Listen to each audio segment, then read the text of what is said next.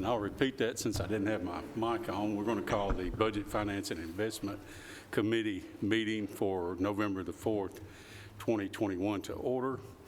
And our first order of business will be to approve the minutes from October the 7th, and I'm going to call on our Vice Chairman. Thank you, Mr. Chair.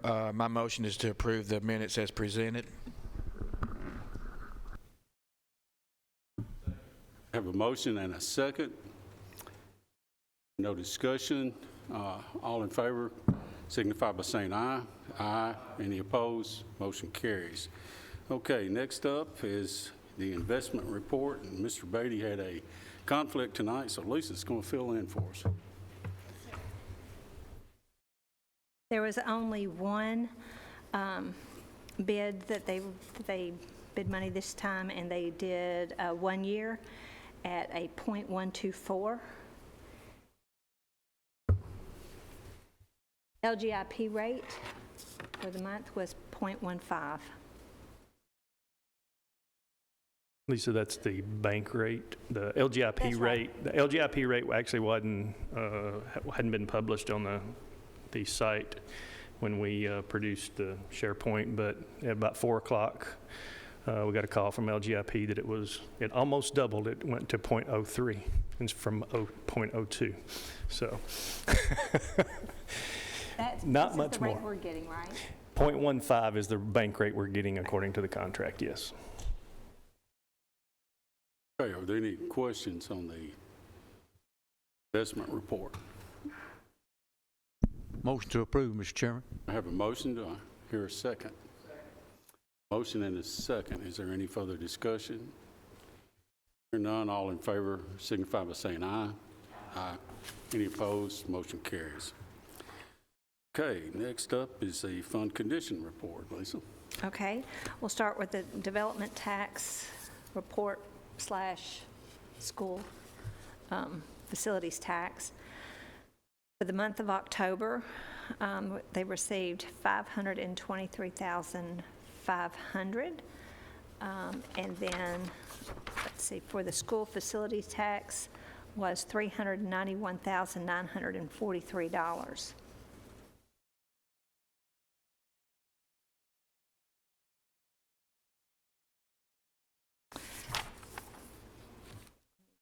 Cash. As far as cash report at the end of the month of October, total cash was $376,023,000, with $319,967,000 being operating funds, $56,056,000 being borrowed funds.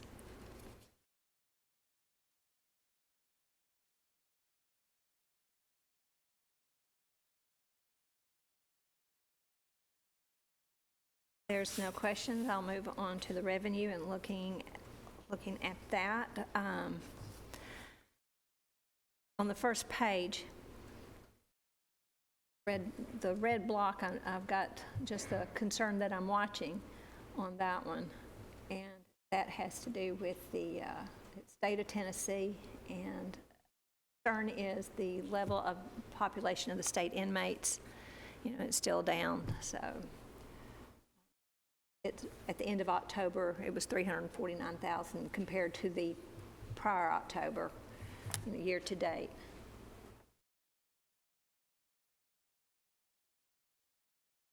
I'm going to compare the development tax compared to the prior year. We are at 17% less than we were through October. Sales tax for the entire county, all municipalities, with 3 months reporting is 21.9% higher than it was for the 3 months last year. Hotel motel tax, I thought that was interesting, is an increase of 42% for just 2 months reporting. October is the first month that the trustee is collecting taxes that I report. I start reporting in October, and he had collected 6.4%. His office collected 6.4% of the tax levy.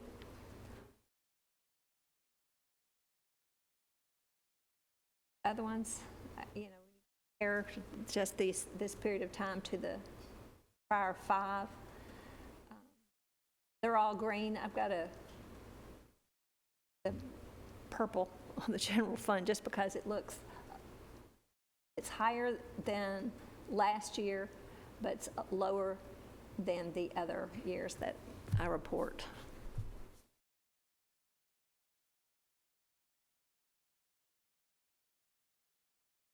Okay, does that conclude your report? Yes, sir. Questions for the director? Motion to approve. I have a motion to approve the report. Looking for a second.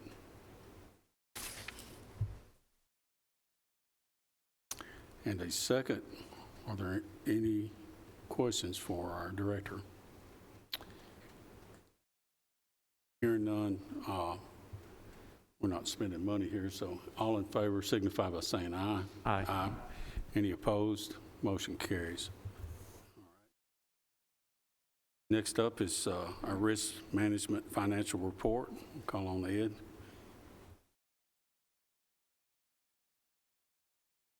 Welcome. Commissioners,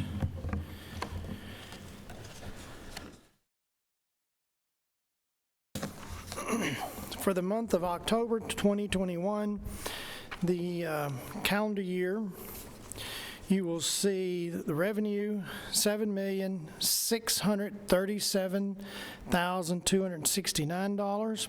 Expenditures, $6,502,835. For the total for the calendar year, $69,671,026 in revenue. And for the expenditures, $72,387,392, and you see a negative $2,716,365. The number of enrollees we had was 6,288.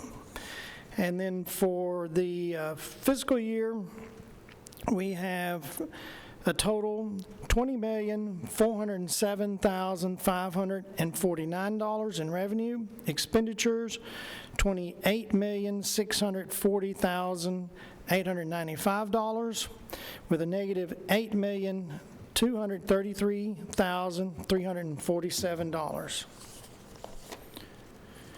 On the 266 fund, for the month of October, the workers' comp number was $1,988.76. OJI was $26,631.97 for a total of $28,620.73. Year-to-date, workers' comp, $11,656.95. OJI, $187,867, and your total, $199,523.95. That's for the fiscal year for 266 fund. And then for the county attorney expenses, for 2021, you have $30,331.74. And that concludes my report, Mr. Chairman. Thank you. Are there any questions for Ed on his report? Hearing none, I'll entertain a motion. Motion to approve. I have a motion and a second. Any further questions? Hearing none, all in favor signify by saying aye. Aye. Aye. Any opposed? Motion carries. Thank you, Ed. Thank you. Have a good evening. Okay, next up is the ambulance service fund budget transfer.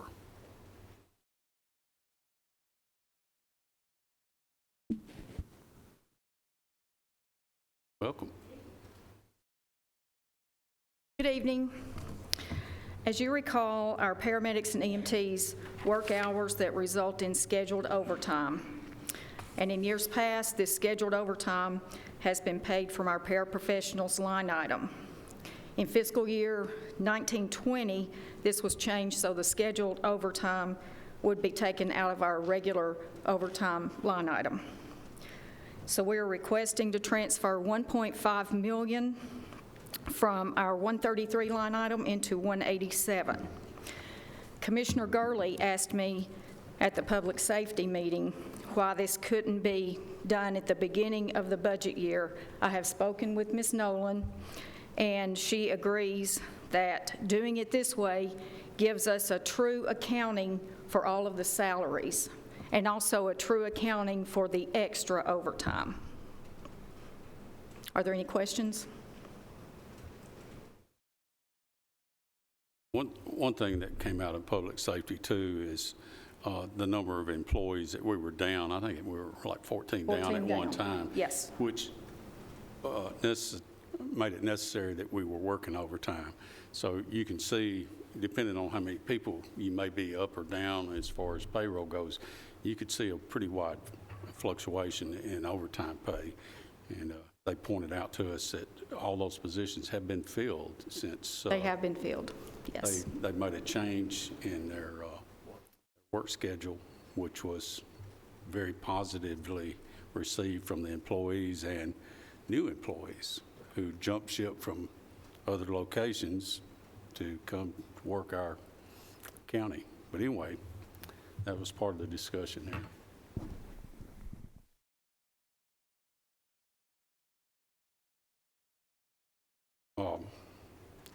So you're asking for? We're asking to transfer $1.5 million from line item 133 into line item 187. This is in their budget. It is in our budget, yes, sir. And to follow up what she's saying is that when we're talking about their budgets, and you're comparing what they're asking for paraprofessionals compared to what the original budget is, those two numbers are clean.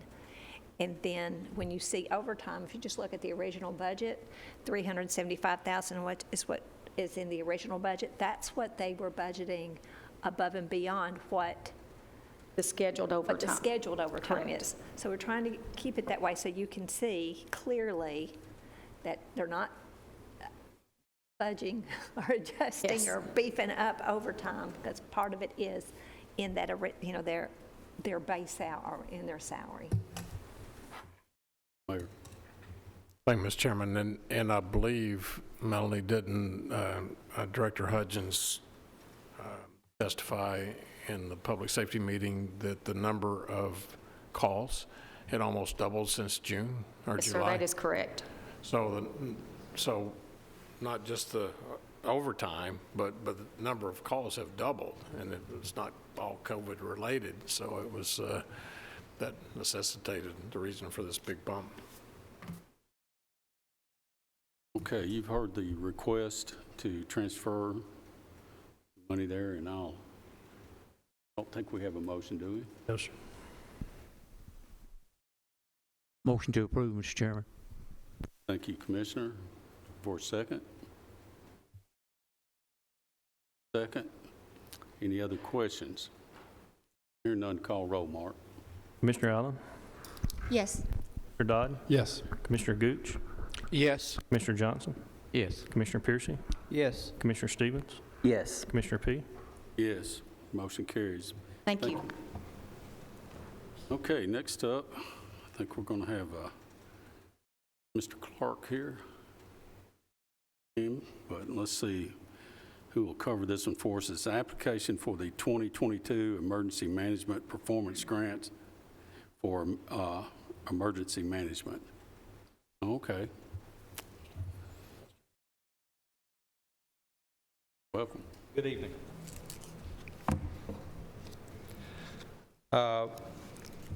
This particular item, we're looking for approval to move forward with a matching grant of 50% out of our budget for the year, $615,632.98. This allows us to receive funding from the state on the EMPG grant that we receive every year to support operational function of the Emergency Management Agency.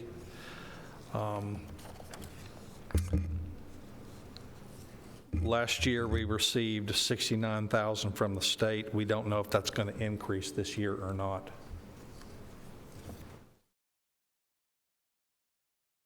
One thing I'll point out, since this did come through public safety again, is what we don't pick up from this grant. We have to pay out of pocket ourselves, even though this is, we do have a match to this grant. It's still saving us money on these employees' cost.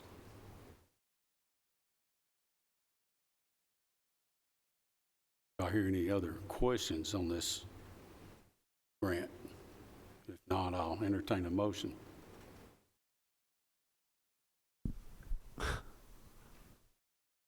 Motion to approve. Motion to approve, and a second. Any other questions? Hearing none, call roll, please. Commissioner Allen? Yes. Commissioner Dodd? Yes. Commissioner Gooch? Yes. Commissioner Johnson? Yes. Commissioner Piercy? Yes. Commissioner Stevens? Yes. Commissioner P? Yes. Okay, motion carries. Thank you. Next is a Motorola Maintenance Support and SUA-2 Contract Amendment. And I assume you're going to do that one for us also. Yes, sir. This has been visited before through all the committees and the county commission as well. The only addition to this contract is revision by the county attorney, which puts into language that the field service operator that's provided by Motorola will be considered a separate entity and will not be a Rutherford County employee. All of his insurance, claims, all that stuff will come directly out of Motorola and will be completely separate from the county. And again, this came through public safety, and one thing I want to point out, we as full commission did approve this contract, but we wanted our attorney to verify exactly what was in there. So this is basically, his blessings on that contract that we've already approved. Yes, sir. But we do need to approve it with the contract language in there now. Motion to approve. We have a motion. Do I hear a second? And a second. Any questions about this contract amendment? Hearing none, call roll, please. Commissioner Allen? Yes. Commissioner Dodd? Yes. Commissioner Gooch? Yes. Commissioner Johnson? Yes. Commissioner Piercy? Yes. Commissioner Stevens? Yes. Commissioner P? Yes. Okay, motion carries. Next is the Web Eoc Subscription Agreement.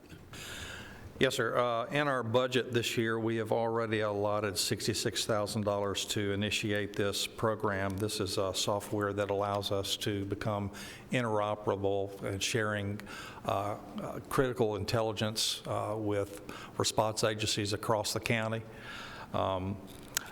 $66,000 of the total cost of $149,858.04. The continued years, this is a 3-year contract. Years 2 is $40,322.44. Year 2 is $43,535.60.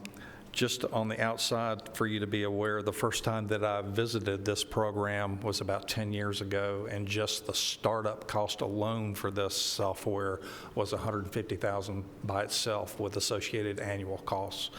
So the price has instrumentally come way down, and the capabilities for this system have vastly increased over those number of years, allowing us to work with a more robust system and be able to more effectively communicate and coordinate with agencies throughout the county and become a multi-agency coordination capability between jurisdictions.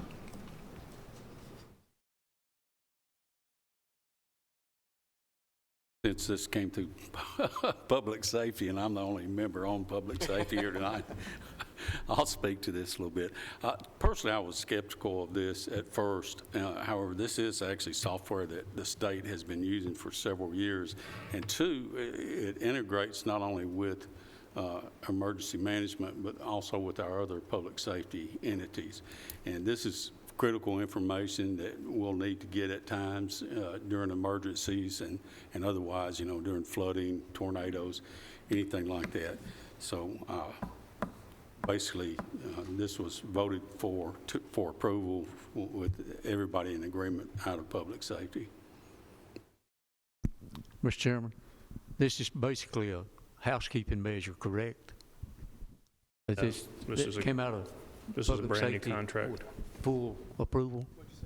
This is a brand-new agreement. This Yeah, is it's not a a new- housekeeping measure at all. It is a new agreement, however, it did come out with full backing from public safety.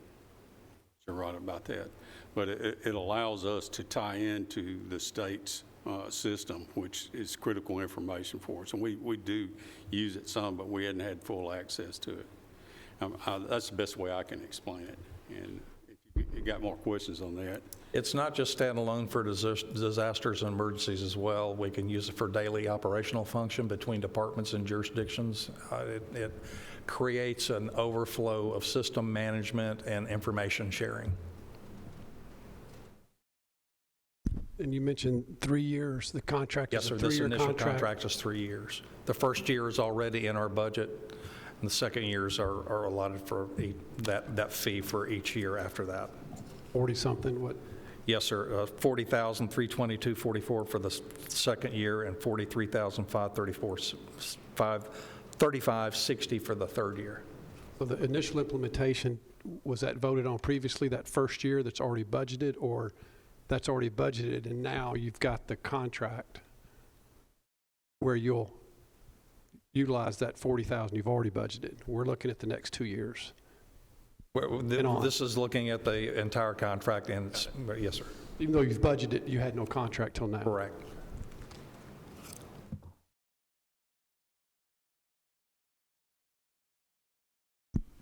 Motion to approve? thank you, Commissioner. Do I hear a second? And a second. Any other questions or discussion? Call roll, Mark. Commissioner Allen? Yes. Commissioner Dodd? Yes. Commissioner Gooch? Commissioner Johnson? Yes. Commissioner Piercy? Yes. Commissioner Stevens? Yes. Commissioner P? Yes, motion carries. Thank you. Thank you. Commissioners, and thank you. Okay, next is a general fund budget amendment for reappraisal. Mr. Mitchell, welcome.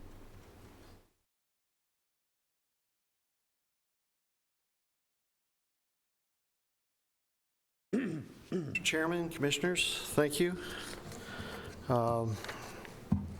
My request is for, let me get my papers out here. Well, sorry about that.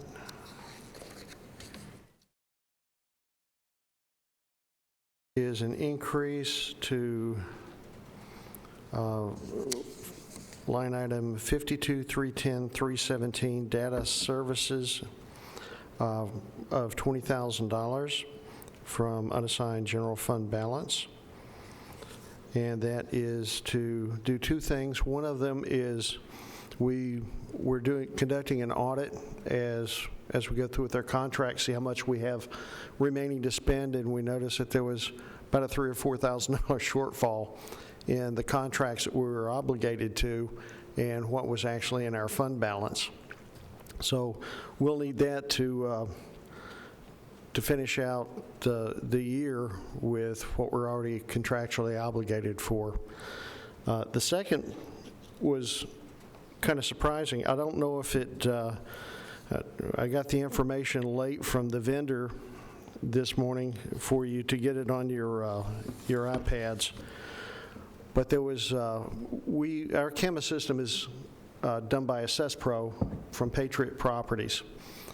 And there are about 5 other counties in the state that use AP5.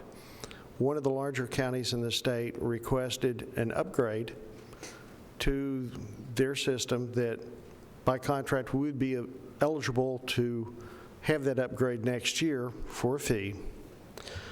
The county that entered into it, the vendor did the development work on it, built the product, tested it. We got to see it. We thought it was great. I got a call last week.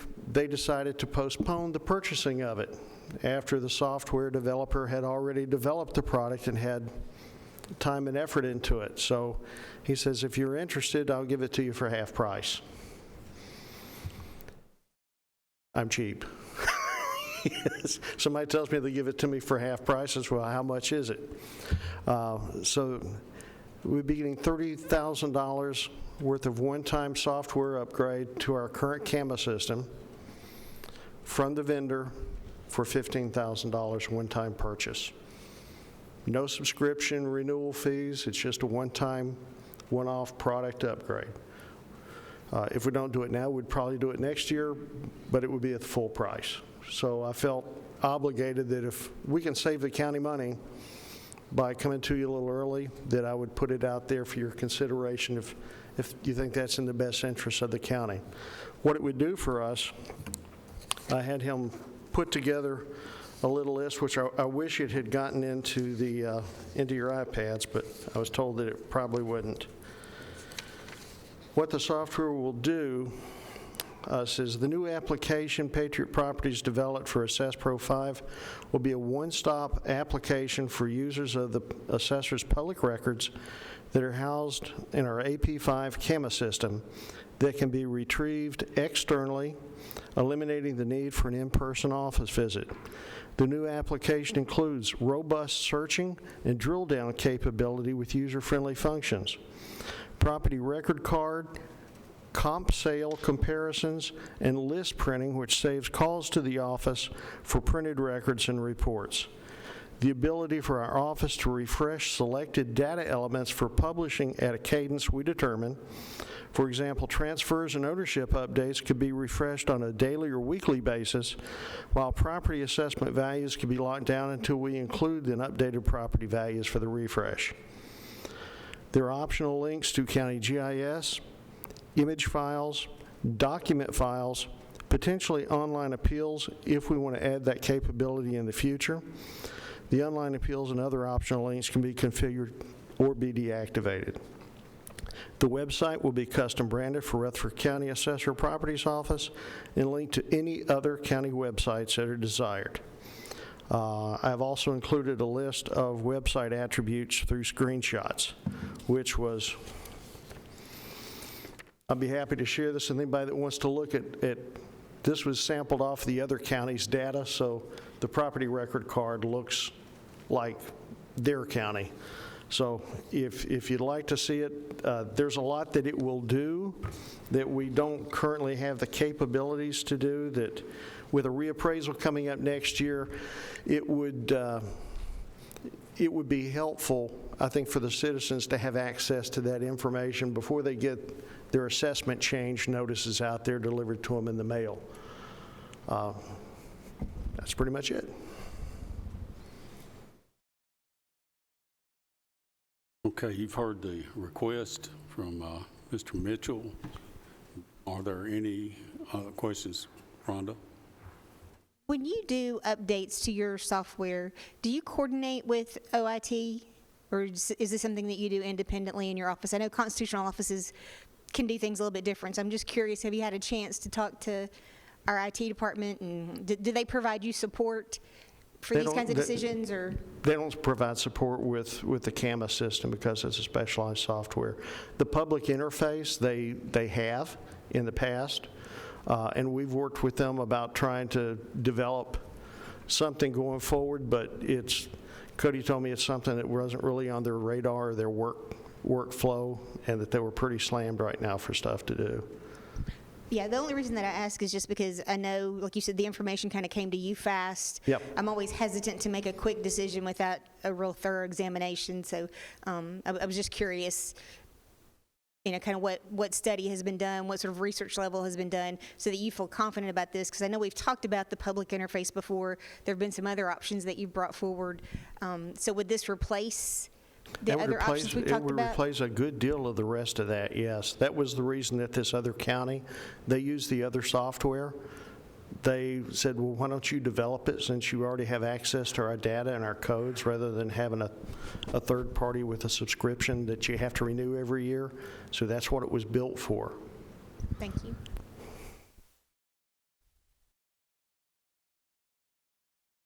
Mr. Johnson? Basically, this $20,000 should increase your efficiency and all the way around, and the capability of maybe recouping something out in the ionosphere there. Yes, sir. It's, Yes, sir. The $20,000 is well spent. Motion to approve. I have a motion to approve the request. Do I hear a second? Second. And a second. And one thing I want to point out, 5,000 of that is for, let's see, to cover amounts not reflected in the budget. If that's correct. So 15,000 is actually what's being spent on the software. Any other discussion on this issue? Hearing none, call roll, Mark. Commissioner Allen? Yes. Commissioner Dodd? Yes. Commissioner Gooch? Yes. Commissioner Johnson? Yes. Commissioner Piercy? Yes. Commissioner Stevens? Yes. Commissioner P? Yes, motion carries. Thank you, Rob. Thank you all very much. I really appreciate it. And I'm anxious for everybody to see how it works. Right. Okay, next up is a solid waste fund budget transfer. And Lisa? Okay, thank you. This is a request to move $75,000 from their contracts with private agencies to contracts for post-closure, and this is for additional funds to remove leachate from the landfill, $75,000. I know there's three of us heard this the other night, so Motion to approve. I have a motion. Do I hear a second? Second. Motion and a second. We are having to haul leachate from our landfill, and that's basically covering our cost. And that's an estimate we hope will see us through till we get this straightened out. Any other discussion? Hearing none, call roll, please. Commissioner Allen? Yes. Commissioner Dodd? Yes. Commissioner Gooch? Yes. Commissioner Johnson? Yes. Commissioner Piercy? Yes. Commissioner Stevens? Yes. Commissioner P? Yes. Okay, next is a discussion for the Caldwell Environmental Solutions contract. And want to do that one, or? I can respond to that. And for those on Public Works, heard this request. Chairman Cush had asked Mrs. Caldwell to give us a price to put together a request for proposals, an RFP, to reclaim the Rutherford County Class 1 and Class 3 landfills. So you see that before you. She wants to charge $150 per hour based on quarter-hour increments for a total contract not to exceed $20,000, and would initiate, I guess, upon passage. Okay, of course, we heard this the other night, three of us again, in Public Works. It wasn't a unanimous vote, and I think part of the reason it wasn't, we had put out proposals in the past, and that was part of it, and my reason for voting for it was that it's kind of like our maintenance contract out there. We didn't have that many people that actually bid on this. I don't know if a little better advertising or whatever it might take, but I think this is something that we'll be sorry that we don't dig into, use the pun. But if we don't look at all our options, I think we're going to shortchange ourselves, and that's why I voted for it while I was on public safety. Yeah, I was one of the no votes, and my no followed a fellow committee member who voted no, and so I voted no to see if it got turned down because I wanted to hear I wanted to know why he said no, and so it passed, and later on I found out why he voted no was he thought that the original request for proposals for solid waste covered this topic. It did not. We need an independent and separate request for proposals to dig out our landfill and recover it or in some way enhance it or repair it. So I'm going to make the motion to approve this as one of the no voters at our committee meeting. We need to do this, in my opinion. Okay, we have a motion to approve. Second. Mr. Piercy seconds. Any other questions Wanted to add that on pages 3 through 6 on your iPads, that is a agreement that Nick put together and sent over to me today based on her previous contract, which she refers to in this letter that she sent to us on the first 2 pages. So it's a draft, and we will be sending that to her before the commission meeting for her approval of that contract, which it pretty much mirrors what she agreed to previously. I believe it was in October 2020. But you think we need that reflected in these motions? Use the contract language that our attorney developed? You can. I mean, she references it in the last paragraph on the first page there, that last sentence. And so he just tried to mirror that other agreement that she had and just put it in a form of a contract as opposed to more or less a letter that she had sent over to us with the information. Well, so we will be sending it to her get her approval before the contract appears on so we'll know the commission. Yes. Next Thursday then. Okay. So we're good with our Wednesday. motions. Let's make that sure. Commission meeting is Wednesday next week and not Thursday, so don't forget. The 10th instead of the 11th. Oh. Yes. Thank you. Any other questions or discussions? Okay, one question. The last paragraph says, additionally, if engineering support is needed, that the county will pick that up. Is this going to be all included in the total of $20,000? I think the additional engineering would be billed at whatever engineering firm that we would select rates, probably. We would have a separate agreement, I think is what she's referring to in that. She's referring to with Triad because I believe the county has used that company before. But I don't think it would be included in her $20,000. That is just for her time, I believe. I agree, Paul, with Mark. My reading suggests that if we have to get consultation from a civil engineer, it would be an additional cost. So at some point we will need to, I think, dissect that. We need to keep a cap on that as well. But she will have to reach out for some help. I don't think anybody foresee any exorbitant amount of money that would be involved. Maybe that's kind of like asking how high is up or whatever, but No, we did that study and had those wells dug, so we've got that information to go with. But I'm sure there could be something additional. But I assume this contract would allow us to approve or disapprove that, and that's something we can ask who will be dealing directly with Ms. Caldwell. But that is a question that needs to be asked. That would come back to this committee, I assume, or through the commission if there was quite a bit more money involved.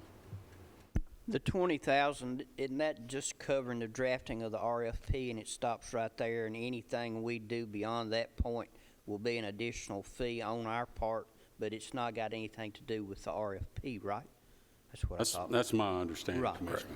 Right. Right. I think she's also adding, not just drafting it, she's going to help review them and I think attend some meetings and things, all the information she's got in her scope of work on page 1. It's similar to what she done for us. Correct, before. yeah. And so it says, Paul, that CE at Caldwell Environmental will request permission to engage a third party. So I think we're going to hear before she engages that third party. If you're comfortable with that, that's how I read it. So Public Works was comfortable with this the way it's written, right? It was voted 4-2, and I believe it would be voted 5-1 and possibly a straight through if it was revoted tonight. Okay. I agree with Commissioner Piercy on his assessment. Any other discussion? Call roll, please. Commissioner Allen? Yes. Commissioner Dodd? Yes. Commissioner Gooch? Yes. Commissioner Johnson? Yes. Commissioner Piercy? Yes. Commissioner Stevens? Yes. Commissioner P? Yes. Motion carries. Okay. One more comment on that, Chairman. If it got to be an uncomfortable point past 20,000, we could always just cut it off. Right? Well, yeah. If we don't fund it, they won't do it. Right, we don't have to, exactly. Exactly, that's part of that contract. All right. Next up is the 2018 International Fire Code, Section 105.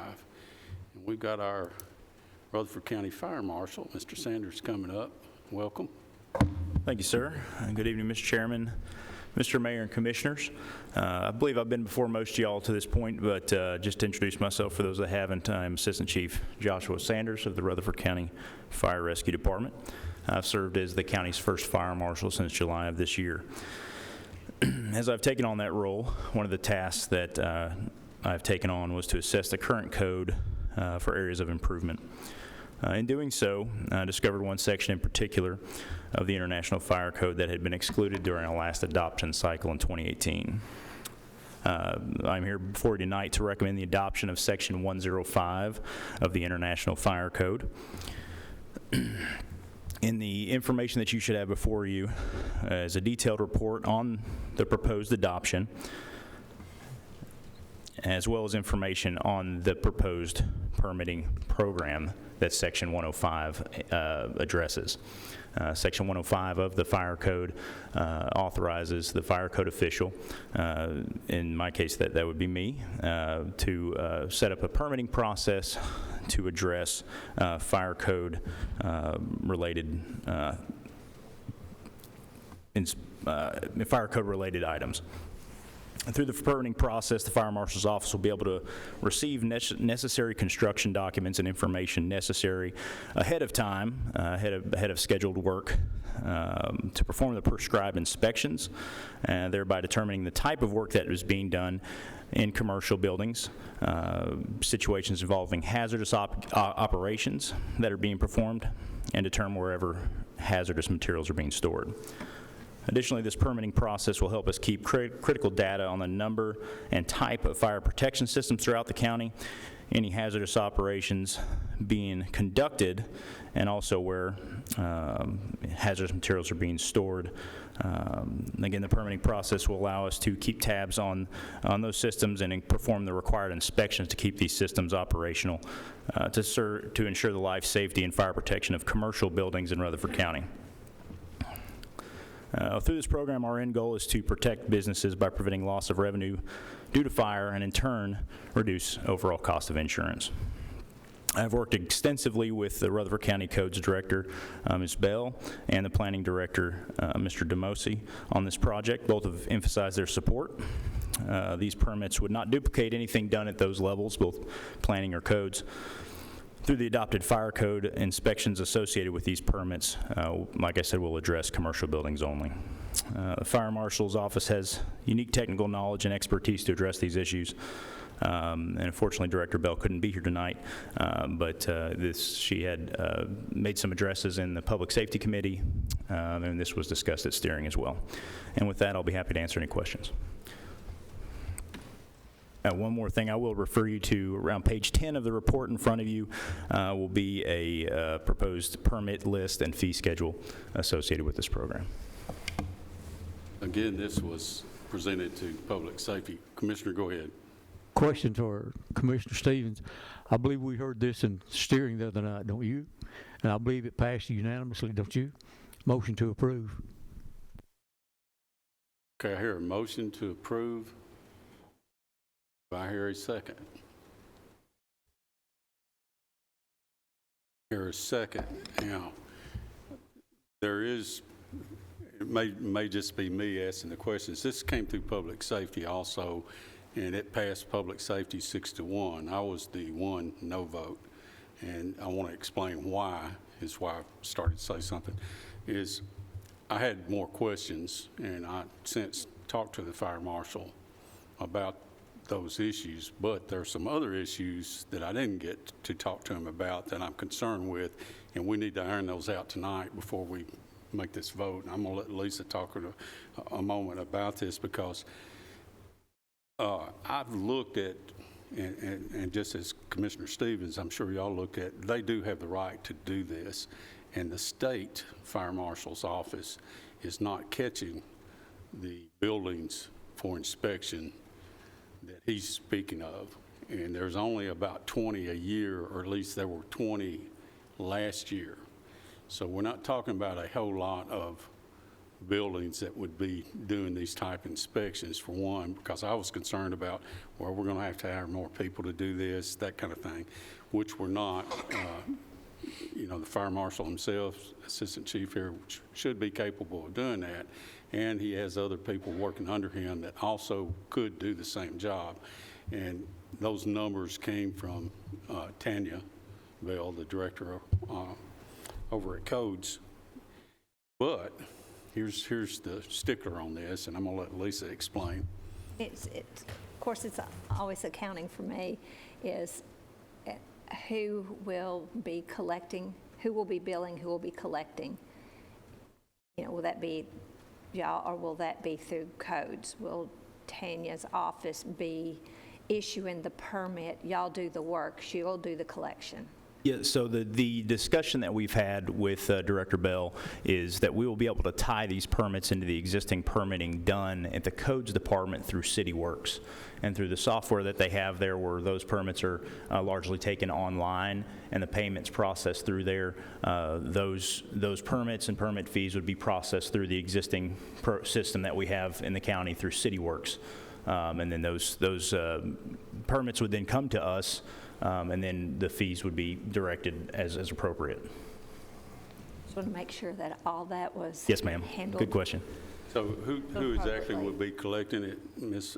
Miss Bell's office will do It would be the CityWorks software that's utilized through Miss Bell, and we are obviously waiting the final approval of this to have detailed discussions on the exact workflow of that. But it is my understanding, based on my discussions with her, that the permit would be taken out in the same portal in which a framing permit or any other permit through the Codes Department would be taken out, and then it would just be a matter of directing via software where the money is directed to, and then those permits I would be tied into the CityWorks software, so I would get notification of those new permits and be able to process them accordingly. Y'all don't have to collect cash. We do not have to, at this time. It's not my understanding that we'll have to directly receive monies. And the discussions that we've had with Ms. Bell's office is if we do have to make accommodation for somebody who may not have or chooses not to use the internet or chooses online permitting, then we could use her office to take those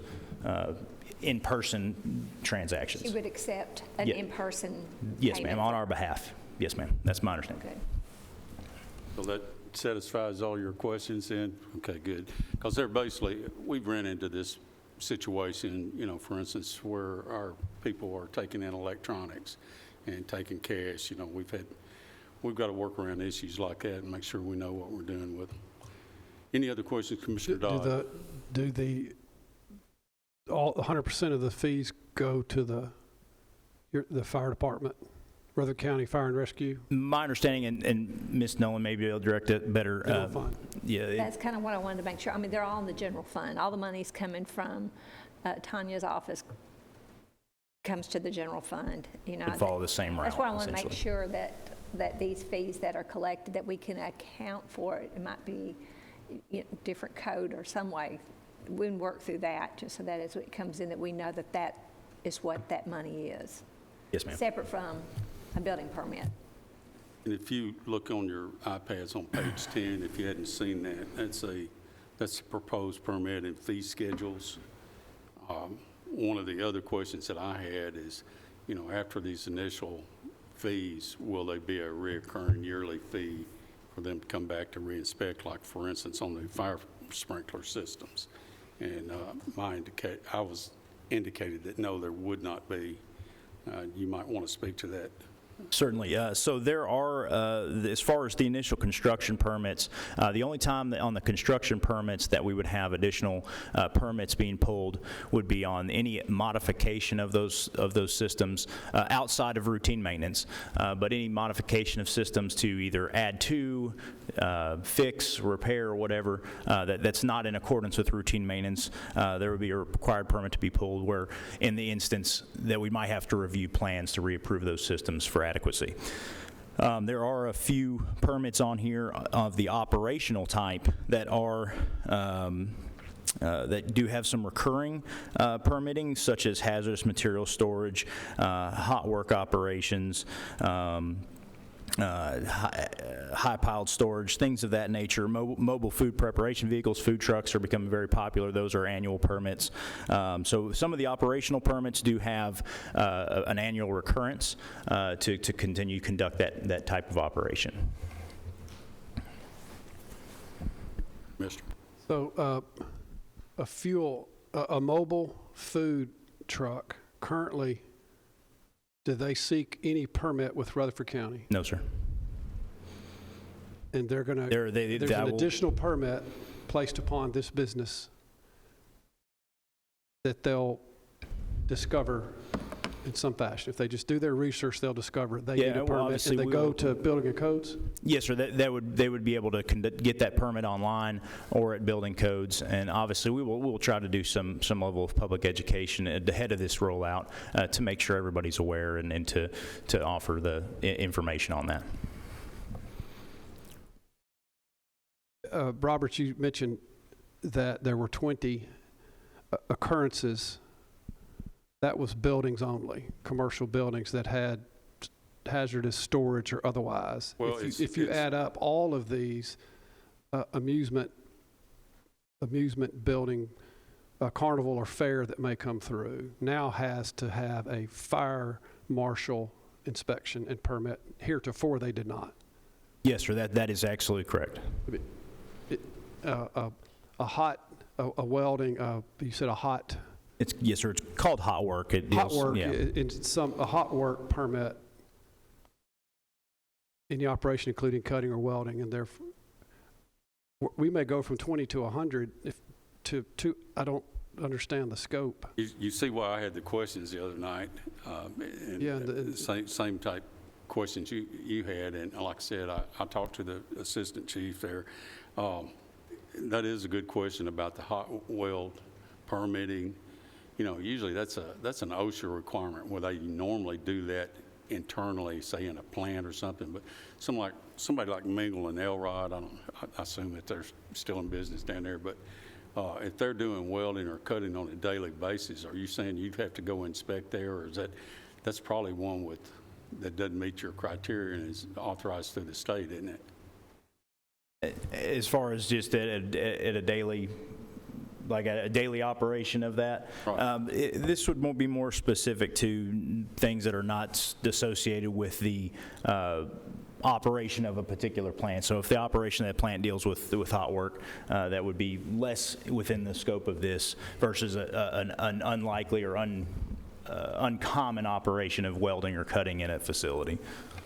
Well, I mean, that kind of digs a hole deeper to me because, I mean, just about any manufacturing facilities off and on will have some kind of cutting going on inside that facility, and they normally have, internal safety people that oversee, like a hot burn permit. I know any place I've ever worked in the past, we always did. Would you be working in conjunction with those folks, or how would that work? Yes, sir. It would be more like a collateral function on our end. So, obviously the goal of these permits is to address any kind of life safety sensitive operation, any kind of hazardous operation that could propagate fire, for us to ensure that the adequate steps are taken for the safety of those types of operations or functions, or anything in dealing with the modification to or installation of life safety sensitive type equipment. One thing else I want to point out, at public safety, we asked for this to be a duration of 1 year to see how this worked out. In case there are problems, we could rethink this. And I think, that's a good idea. The thing that appeals to about this to me is the fact that we are looking for alternative revenue sources besides property tax. This is an alternative source to that. I don't want to, double dip in any means with our people that are out here working and making jobs for other people. And that's one of my big questions was, well, is the state already doing this? Well, the state's doing it for, buildings that have more than 300 employees. I think that's the cutoff. That's correct, sir. And the state wouldn't really issue any of these permits. There are some permits that the state issues, specifically when we're talking about permits. And obviously, inspections and plan reviews, the state has their own thresholds for plan reviews and inspections, schools, assembly places over 300, things like that, larger venues, some daycares, things like that, that the state reviews plans for and conducts inspections on. All the other buildings in the county fall to the local fire marshal's office from a commercial standpoint. And as far as the state goes, they have some pyrotechnic permits that they issue, some level of blasting permits that they issue, but for the most part, the rest of these permits would not duplicate anything at that level. Mr. Piercy. Am I to understand this is commercial only? That's correct, sir. Not going to fall back on any type of agricultural situation? No, sir, Like that's farms? correct. No, sir. Is it for all new, or are you going to back up on existing and try to enforce this? There will be some that come in on existing, so when we look at, for example, things like emergency responder radio coverage, fire watches, what was the other one? Places of assembly where we're having large gatherings of people. We want to make sure those types of operations are able to be tracked and kept on top of. So there will be some level of existing retroactivity to it. We will assess those, in the coming months to determine where we'll go with that, but largely focused on the new construction and the new buildings coming into the county and trying to get ahead of any surge that we might have in the future. One of the areas down at the bottom where it says place of assembly, you've got it, I believe it's a $100 fee, and it says duration of event. Is that going to be a reoccurring fee they have to pay for each event they have? That would be, I think you're looking at the one, I believe you're just up one from that. It's the outdoor assembly event. I know it's small, but the outdoor assembly event would be the one duration of event. So if we have a business that wants to host a large outdoor event with in excess of 1,000 persons, under the fire code there are a number of provisions there that deal with crowd managers, fire watches, ensuring suitable fire apparatus access and other safety-sensitive inspection processes. That would be one that would be taken out per event. So the many wedding venues scattered all over this county, it is not going to affect those when they have outside weddings? No, Commissioner, I don't anticipate that the wedding venues would really fall under that. They would be looking at probably a places of assembly permit, and that would be what would fall under their, what they'd be looking at as far as what permit they'd have to pull. Thank you. Yes, sir. Mayor Ketchum. Thank you. Do churches fall in that same category as locations for assembly, or are they fall into commercial? Because a lot of churches burn a lot of candles. Yes, sir. That's true. As far as places of assembly specifically, they would technically fall under that. I don't know if that will be really in the scope of what we're looking to address. I think it's certainly something that we're open for discussion on, specifically dealing with churches, but they do technically fall under that category, yes, sir. And not in a commercial? Yes, sir. But he said it needs further discussion, right? I'm sorry, I didn't hear the question. The question was, do they need a permit or not a permit? And you stated it would need further discussion. Yeah, I think the further discussion on the churches specifically. Okay, because I thought I saw something in here. And many of the churches, especially the larger ones, they're already being addressed by the state, and so wouldn't necessarily be a specific target for us. Of assembly, defined as a building or structure or gathering of persons such as civic, social, or religious functions. Yes, they do technically fall in that category. burn lots of candles at our church. Ma'am. Commissioner Allen. I watched Public Safety the other night, and I understood you all to say that this applies to the unincorporated areas of the county. Is that correct? Yes, ma'am, that's correct. Okay. So how's that going to work with food trucks? Is it where my business address is? If I'm in the unincorporated area, I might be doing... With food trucks specifically, if they're looking to offer a food truck, say at, I'll just throw a place out, Lucky Lad Farms or something like that, that's in the county, that there would be a need for them to have that permit to operate in the county. Now, if they're a food truck and they only anticipate, working in the cities, that's fine. We're not going to seek that permit. That's where the work's performed? Yes, ma'am. Okay. And then the other suggestion that I was just going to make is, I know like when we make changes to zoning, a lot of times we will, especially if we've done a major rezoning or major update, we'll do what's called a glitch ordinance. And so after things are already kind of in play, if we see that there are unintended consequences or things that got missed, we wouldn't wait that full year before we come back in and begin to make amends to it. So I would say if we find that there's some unintended consequences or some things that need clarification, let's don't wait a full year. Let's do the glitch ordinance and modify it as we go. Excellent point, Commissioner. Yes, ma'am. I plan to track this very detailed as we go through this process. We have, the records management systems that we'll have with this will allow me to really keep tabs on a daily basis on what permits we're seeing, what permits we're not seeing, and how well those are going, and being able to come back before you and say, hey, we found this is working better than this, or this may be better than what we're doing. And so, yes, constant evaluation will definitely be a priority. And you can probably expect input from us because we, as elected officials, definitely get input from our citizens when Absolutely. That they deem is not working well. Yes, sir. Okay, any other questions or comments about this proposal? I have some. Does the motion include the trial period that was suggested by the Public Safety Committee of a 1 year? Mr. Johnson? Yeah. Yes. Okay. And does your motion also include the fee schedule that is proposed? Okay. And what is the effective date of this? Is it upon implementation or upon approval, or is there I know you said there's some setup time for we will fee have collection some setup and things, time. so. I'm hoping January 1 will be our effective date. Okay. Is that part of your motion, January 1? Okay. Second on that, they concur, okay. And I'll assume you meant 2022 and not 23, correct? Yes, sir. Okay.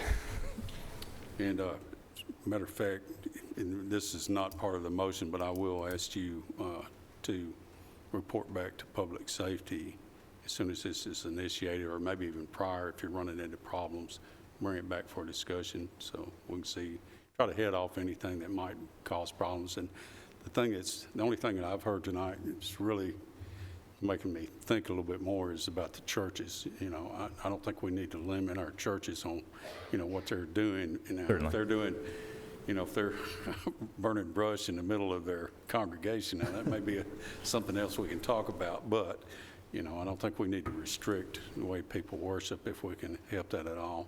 Yes, sir, I agree. Yes, sir, and absolutely, we'll definitely provide regular reports through Public Safety. One more. On explosive uses, does that cover fireworks? Like if somebody had a huge celebration and wanted to do a large fireworks shoot? The explosive use does not. That's more directed at, blasting, if somebody's using explosives for commercial purposes, not necessarily pyrotechnics, no, sir.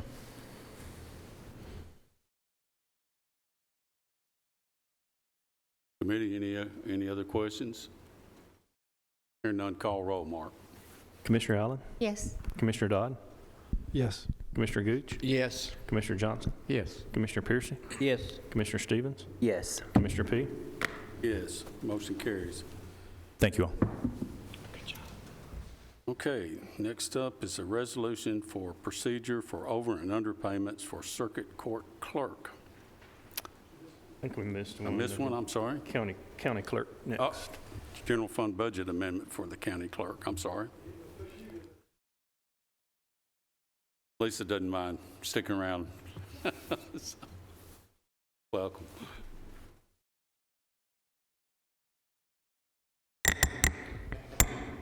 Short girl problems. Well, good evening. I'm here this evening asking for an $18,000 increase to my data processing services line item. The reason that I'm asking for this is it's due to the cost and the change of the county clerk's software to implement the $4 fee that the county commission passed in September of 2021. During my regular budgeting time, I wasn't expecting this increase, but our vendor is working diligently to get the software to where we can collect the $4 fee beginning February the 1st. Have any questions? Mind you, this is something, Commissioner Allen, go ahead. Is this a one-time fee? It's a one-time fee. Mr. Johnson? Motion to approve. I have a motion to approve and a second. Any discussion? Hear none, call roll. Commissioner Allen? Yes. Commissioner Dodd? Yes. Commissioner Gooch? Commissioner Johnson? Yes. Commissioner Piercy? Yes. Commissioner Stevens? Yes. Commissioner P? Yes, motion carries. Thank you.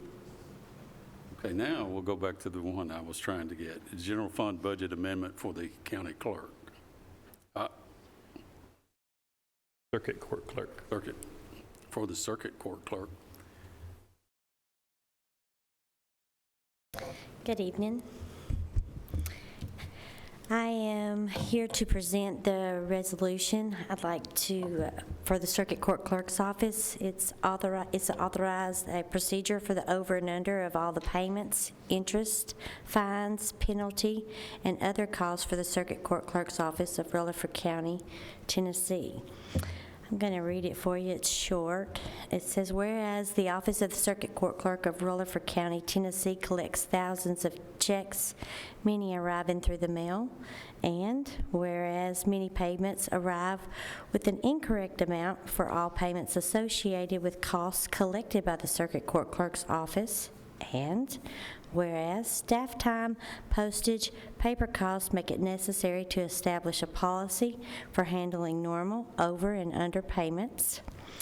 Now, therefore, be it resolved by the Rutherford County Board of Commission that the Circuit Court Clerk's Office of Rutherford County, Tennessee is hereby authorized to retain excess funds received for more than $5 over the actual amount owed for the payment of any cost associated with the Circuit Court Clerk's office, and will be placed into the Circuit Court Clerk's excess fees amount, and normal underpayment of $2 or less shall be funded for the Circuit Court Clerk's excess fees amount. Sorry, I can't talk.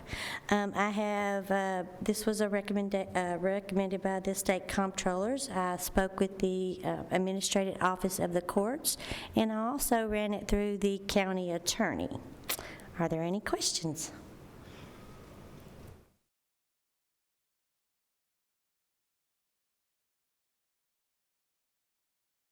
Mr. Gooch?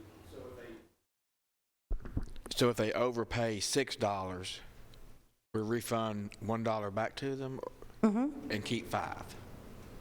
Well, yes. No. If it's that amount, we're going to send it back. And the whole $6 back? Our main thing is, for instance, if they send in a payment and it's $1 over, well, by the time you purchase a 51-cent stamp and envelope and all that, and a lot of times they won't cash the $1 checks. So Okay, so if it's $3, $4, we just keep that, but if it's more than the $5, then we'll refund it back. yes, sir. Ms. Harrell, I can verify, they wouldn't even cash the $11 check you sent them for jury duty.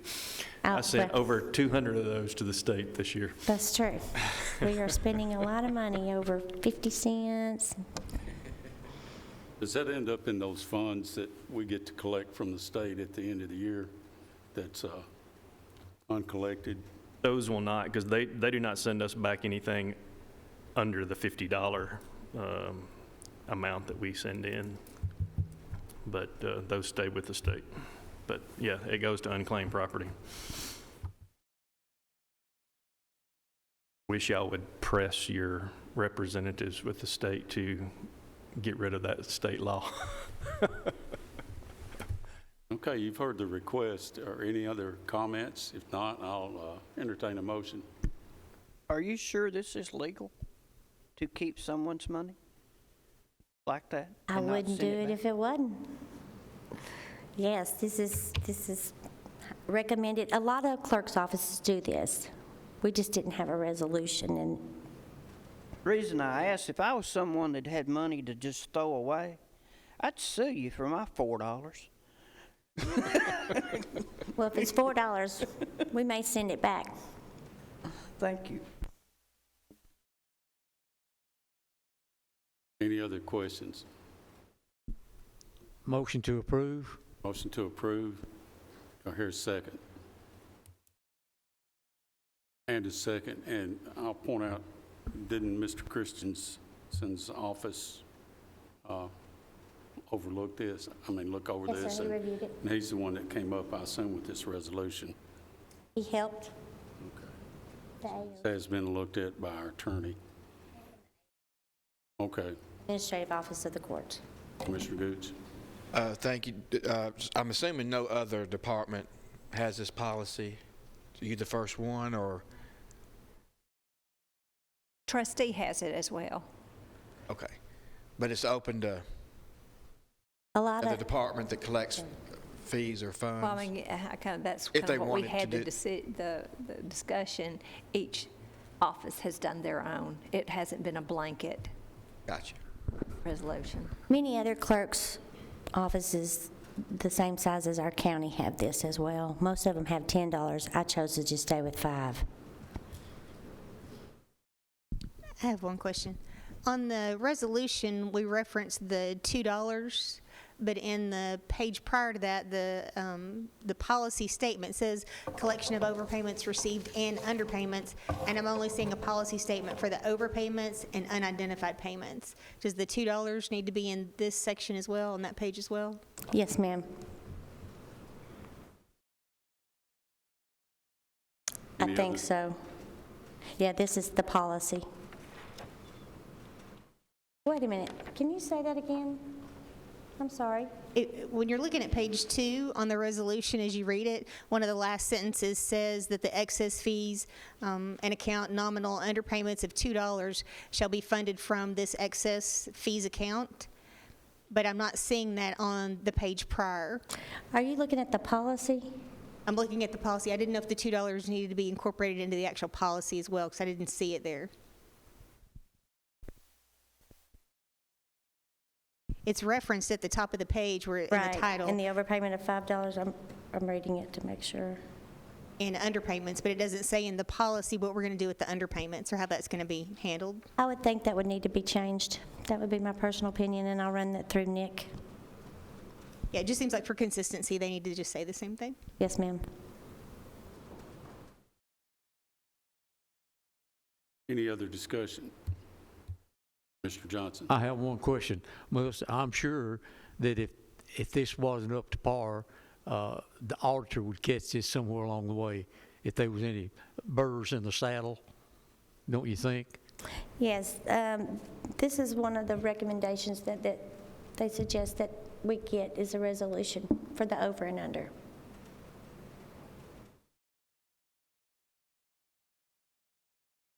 Okay. And Commissioner Allen's question, the answer to that was that you will be changing that policy to reflect the $2. Yes, sir. Any other discussion? Call roll, please.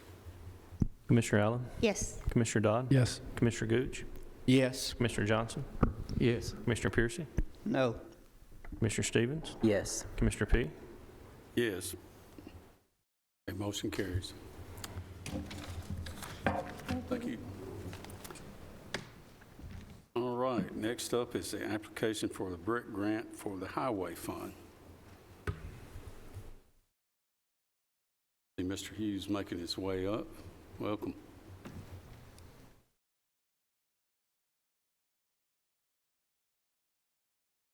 Thank you, Chairman P. Mike Hughes, Rutherford County Engineering Department, working with the Highway Department for this BRIC grant. And BRIC stands for Building Resilient Infrastructure and Communities. And it's a new, relatively new FEMA pre-disaster hazard mitigation program.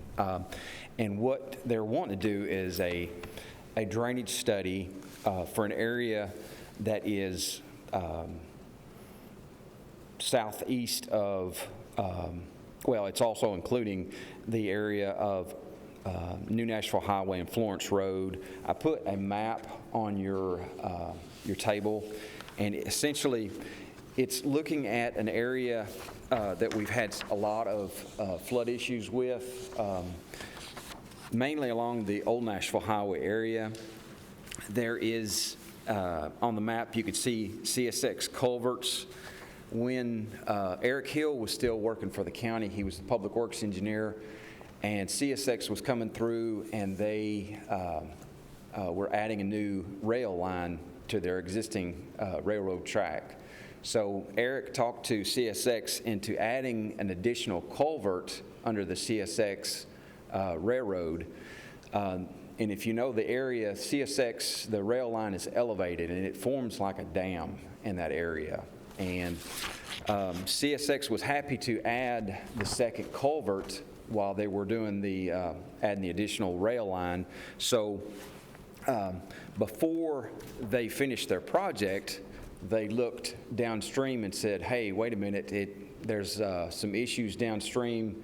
We're going to cap this additional culvert under the railroad track." So it's created, over the years, it's created a bottleneck in the area. And on your SharePoint point, there is a little map that shows a watershed. And that watershed is about 700 acres that flow to these CSX culverts. So when CSX noticed that, downstream didn't look favorable to add the additional culvert, they capped the second culvert and left it essentially the way it was. So what the Highway Department and the Engineering Department would like to do, we would like to apply for a BRIC grant to help pay for an engineering study of this downstream area to make improvements. So it's not just the engineering study, it would be the survey work involved with that, field survey work, the engineering study, the creation of construction plans, and creation of cost estimates. And the FEMA program is a 75-25 program. So 75% of the cost would be covered by the federal government, and 25 would be the local or the county. So we're estimating $60,000 for all of the work that needs to be done. So about $15,000 would be the county's cost. And so what this will entail with this downstream improvements, we'll look at the receiving stream that's going underneath New Nashville Highway, Jernigan Road, Florence Road, and then eventually to the river, Stones River. So, but we'll also look at making drainage improvements along the way in the ditch, in the stream section as well. So this is what we'd like to apply for. It's been reviewed at Planning and Public Works, and it was approved previously through there. So this is just the opportunity to apply for the grant itself. Mr. Chairman, Mike, the SharePoint graphic. Yes, sir. Is different than the graphic you placed before us. So the share point is the watershed, and this is the outflow portion. Yes, sir. Yes, sir. The share point shows what is flowing to just the CSX culverts, which is about 700 acres, 1.1 square miles. And then, but they would also study everything flowing along this creek getting to Stones River and look at making improvements along the way. So they would have to look at making improvements under New Nashville Highway, Jernigan, and Florence Road itself. Do you know what parameters compelled the highway department to look at this drainage basin instead of the drainage basin in Trey in our district? Yes, sir. Along Spike Trail, Doe Drive, and Braxton Bragg? Right, yes, sir. This one has had a history of flooding issues. 2 of our FEMA buyouts are actually in the upstream area that this study is going to look at. There have been multiple drainage complaints. This area has been, I guess, the railroad creates a bottleneck of all this 700 acres that's trying to flow through there. So we're trying to open up that bottleneck and allow that water to flow out and not be held up as fast. But Doe Trail and Spike Trail, I know what you're talking about. It's not as bad as this area. So this is an area that we've had numerous complaints about. That Doe Trail, Spike Trail, I think there's a couple houses that are low, or garage that's low. So they thought this was the first one that they would like to go for. Will there be any more funds in the future, as far as you know, or are there more opportunities currently existing? Yes, sir. So this would pay for that engineering study, survey work, and all the plans, but also we could apply for another BRIC grant for the actual work itself. So the county highway department could do work themselves and cover their costs, their 25% cost. So we could get money for box culverts, and other materials and supplies that we need to do the work, and then the highway could do the work themselves. And that would be our cost portion of it. So with that, we could apply for more BRIC grants for this work, and then also in the whole watershed. Yes, sir. Our match is $15,000. Yes. Of the $60,000 anticipated cost of the study. Yes, which sir. will result in will it be so far as an RFP? It would. Yes. Did it get it to that point? Yes, sir. Yes, sir. It would. We would advertise that, and then, but also, and not just the study itself, but it would include the survey work, to field survey work, the construction plans, and a cost estimate once all that's done. Motion to approve. I have a motion. And a second. Commissioner Dodd, I want to second something that you said is about future studies. I know I mentioned this in Public Works the other night, is Metro Davidson County did a study for their whole area.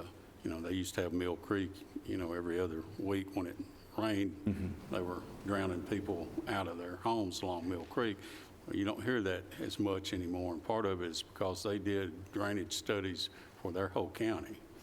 And basically, they've developed software that, if a drop of rain hits this roof, it traces it from that area and it affects it through that whole drainage basin back to, say, the Stones River. Whereas a lot of the studies we're doing are just generalized. But one suggestion I would have is we definitely need to do this countywide when we can afford to. And if the federal government continues to be giving away money, I think this would be a direction we might look to spend money. Commissioner Allen. So when will we know whether or not we've been awarded the grant, the BRIC grant? We're expecting in summer of next year. And like I said, this will cover our costs leading up to doing the improvements, but it won't cover the cost of the improvements. Right. We could apply for a grant the highway department could do all the work and fund the materials themselves, or we could apply for another grant to do for the materials involved. And then to follow your line of thinking, Mr. Chairman, isn't this the kind of stormwater issue that could be paid for out of the two big grant funds that we've already been awarded? Is that correct? I remember thinking stormwater was one of the less sexy things that we could spend that money on. Water, sewer, water, so it may. It may. I'm thinking that's just potable water, drinking water, sewer, but I could be wrong. Look at it. I mean, yes. if this doesn't work, we ought to look at it. Right. It might. I just know we have so many stormwater issues across the county. You said let's get to it when we can afford to. If there's money to get to it, we need to look at it, especially Right. if it could be covered by that. And this is a new program for pre-disaster work. So we're excited about it, and hopefully we'll be in line for many more of these. But this is, in the past it was like you've got to have a project set up and ready to go. So this will do the engineering survey work on the front end. Okay, we have a motion and a second on this, quite a bit of discussion, and I concur with you. I think we need to look into this to see if, these stormwater issues can be covered with these grant monies.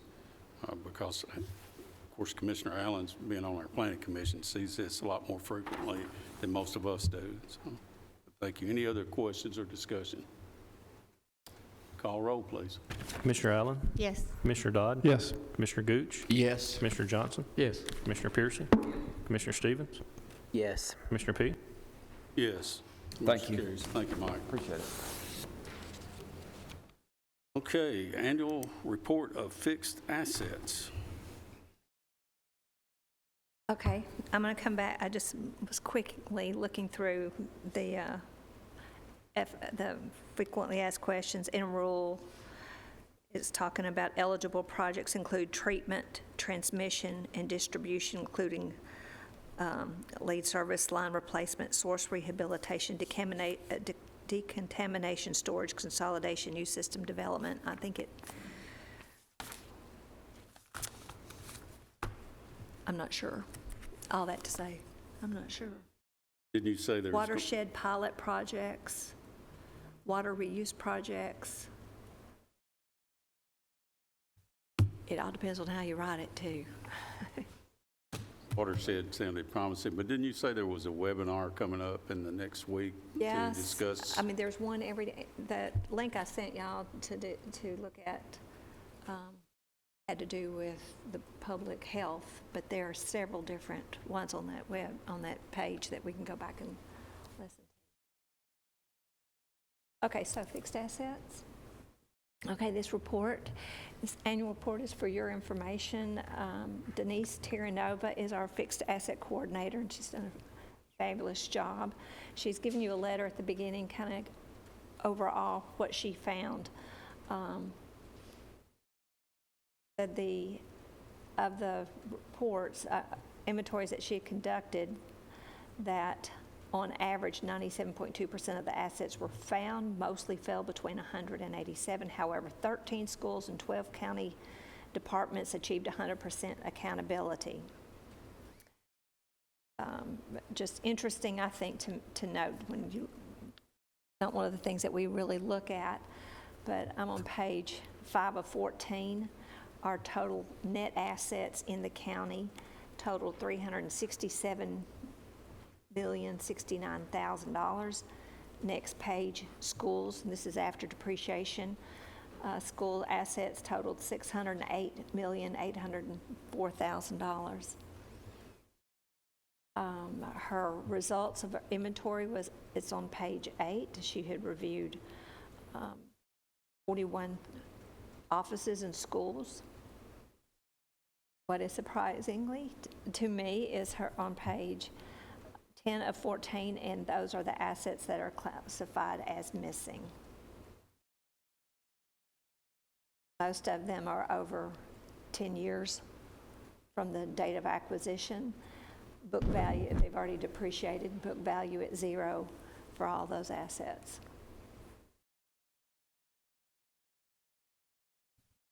So there's really not a need to accept the report. I mean, it's there for your review.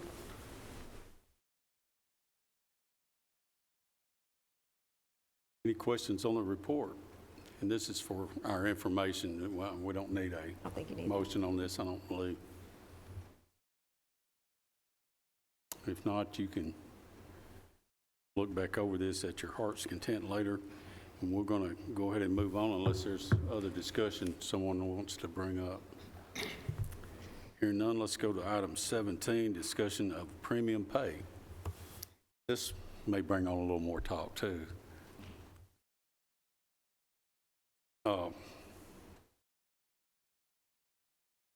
Public safety voted the other night, and since, again, I'm the public safety representative, we voted to have full-time employees receive $2,000 net. By net, I mean that the county would be paying the taxes, so their take-home from this premium pay would be $2,000, and $1,000 for part-time workers. Now, this also was associated with a date range, and I'm not sure the exact date range. So basically, we've got a couple of three questions to answer. First of all, who gets the money, how much money they get, and what time frame that those are in there. Now, this is what came out of public safety, was a suggestion to let everyone, since that's the mayor's recommendation, and I think we've got some documentation that basically says the chief executive officer of the county would be allowed to decide who is essential workers, and that would allow them to receive this pay. You know, like I said, this is all up for discussion, but also there's a time period in there, you know, like for instance, my personal feelings, somebody quit during the middle of this session, then they don't get the money. This is for people that are sticking with us through hard times. One other question that didn't come up in public safety, and I want to push that out there right now, is elected officials, whether they will get this money or not. Like I said, we've got a lot to discuss here, but I want to let you know what came out of public safety. And Mayor, I'll let you go ahead and start here. Thank you, Mr. Chairman. And at some point, we may want to suspend the rules to allow Ms. Stevenson, our HR director, to be engaged in this discussion as well, along with Ms. Nolan. The date that I recommended to the committee, and that will be discussed tonight, is from the first COVID case that was reported in Rutherford County was on 3/13, March the 13th of 2020. So the recommendation that I made is you got to have some starting point of, you know, where do you start paying from this amount of money. So we went with 3/13 of 20 and ended on 9/22 of 20. Is that correct? So the recommendation would be for $2,000 for full-time and $1,000 for part-time. And of course, Lisa and Sonia have worked out the numbers. The gross, what it would cost the county would be $2,000. I'm sorry. Yeah, all right, you take the numbers. Just on the numbers.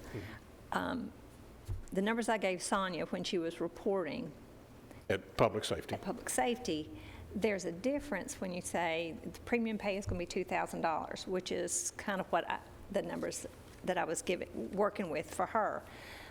But it changed, different number when you say, I want the employee to have $2,000 in their bank account from this.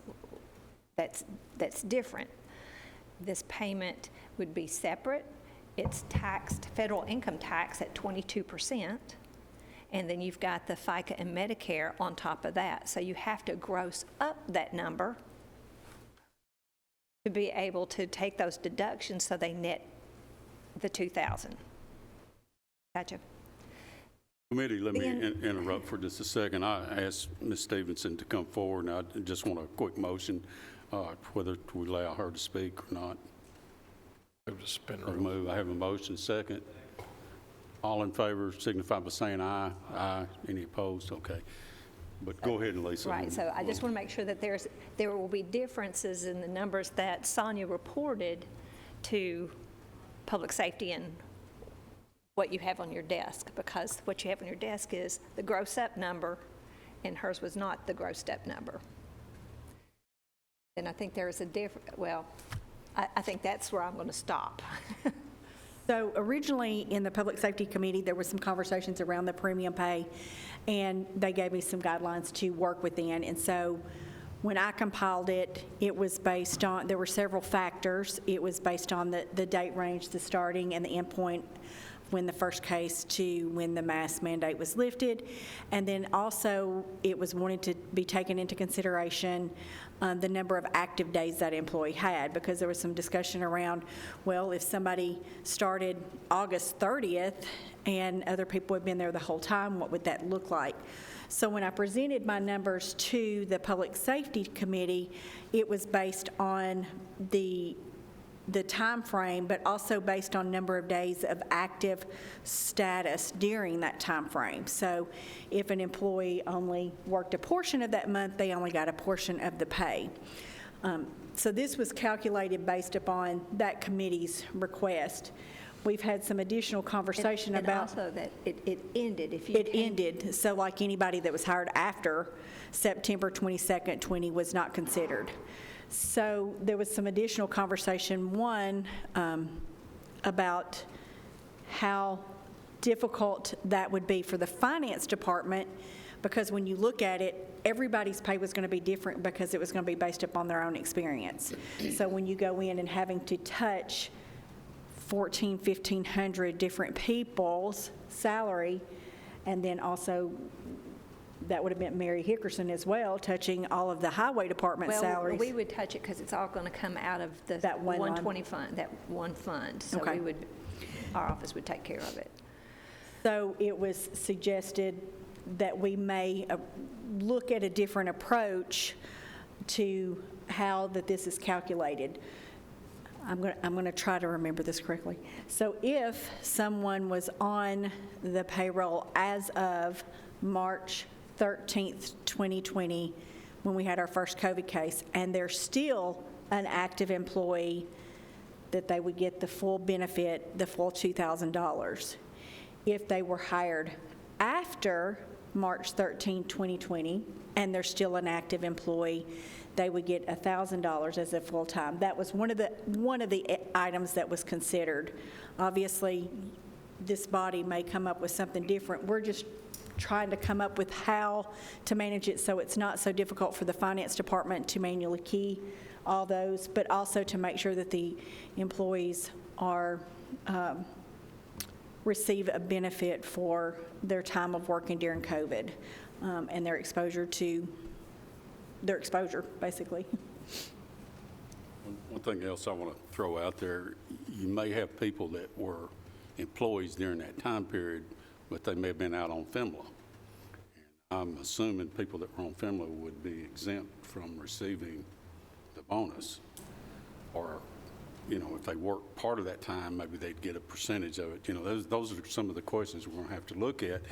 That's all the, so it's like, are we going to do a percentage? So you see Are we what gonna do our finance department and Sonia need our help answering these questions. And not only them, I mentioned elected officials, our judges, for instance, were not operating at least part of the time, but some of them were doing Zoom, and some of them, I don't know if some of them were doing in person or not.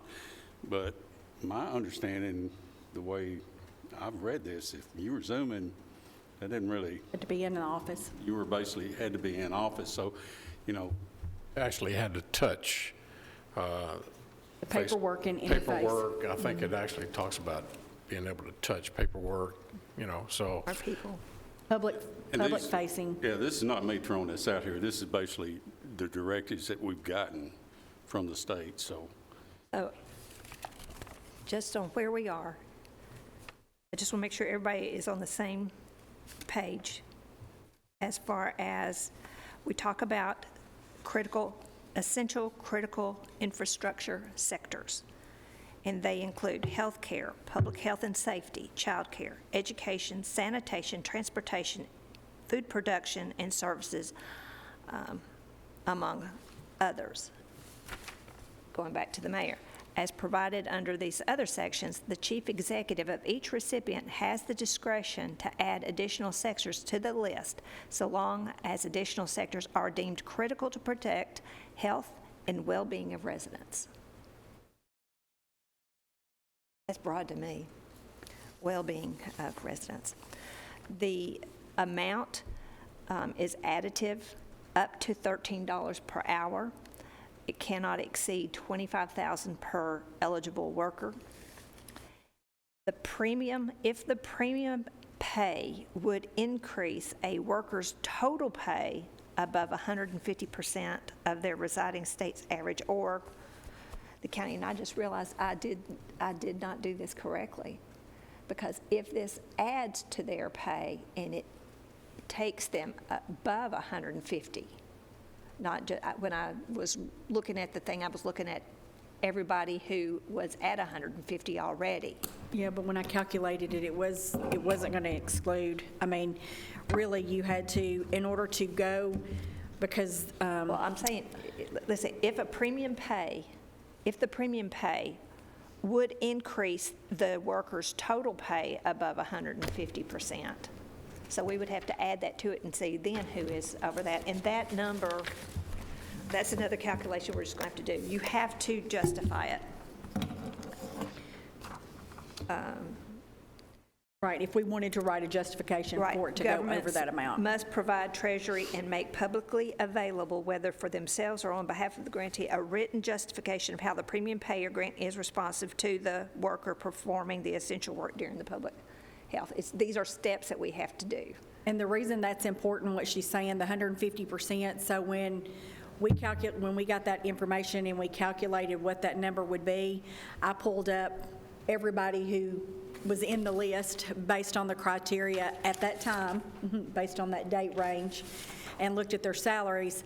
The problems why we might want to justify it is because what happened is, and I'm just going to use the sheriff's office as an example because that's the one that I can remember off the top of my head, you had like 3 or 4 captains that would get the the premium pay and 3 or 4 wouldn't, because, you know, the ones that have been here longer obviously are making more money than some of the captains that weren't. So then how would you explain to 3 captains that you qualify but the other 3 don't when you're doing the same work, same forward facing, same out in the field dealing with the public and stuff? So that's why we said that, you know, we probably need to come up with a justification when you're doing that to not eliminate a class or a group of persons within a pay range so that part of their group was getting it and the other part was not. If that makes sense. It does, and it brings up another question. For instance, you mentioned the sheriff's department. Let's say I'm working at the detention area, and suddenly I get COVID, so I'm out for several weeks. Is that Fmla, or would that be leave?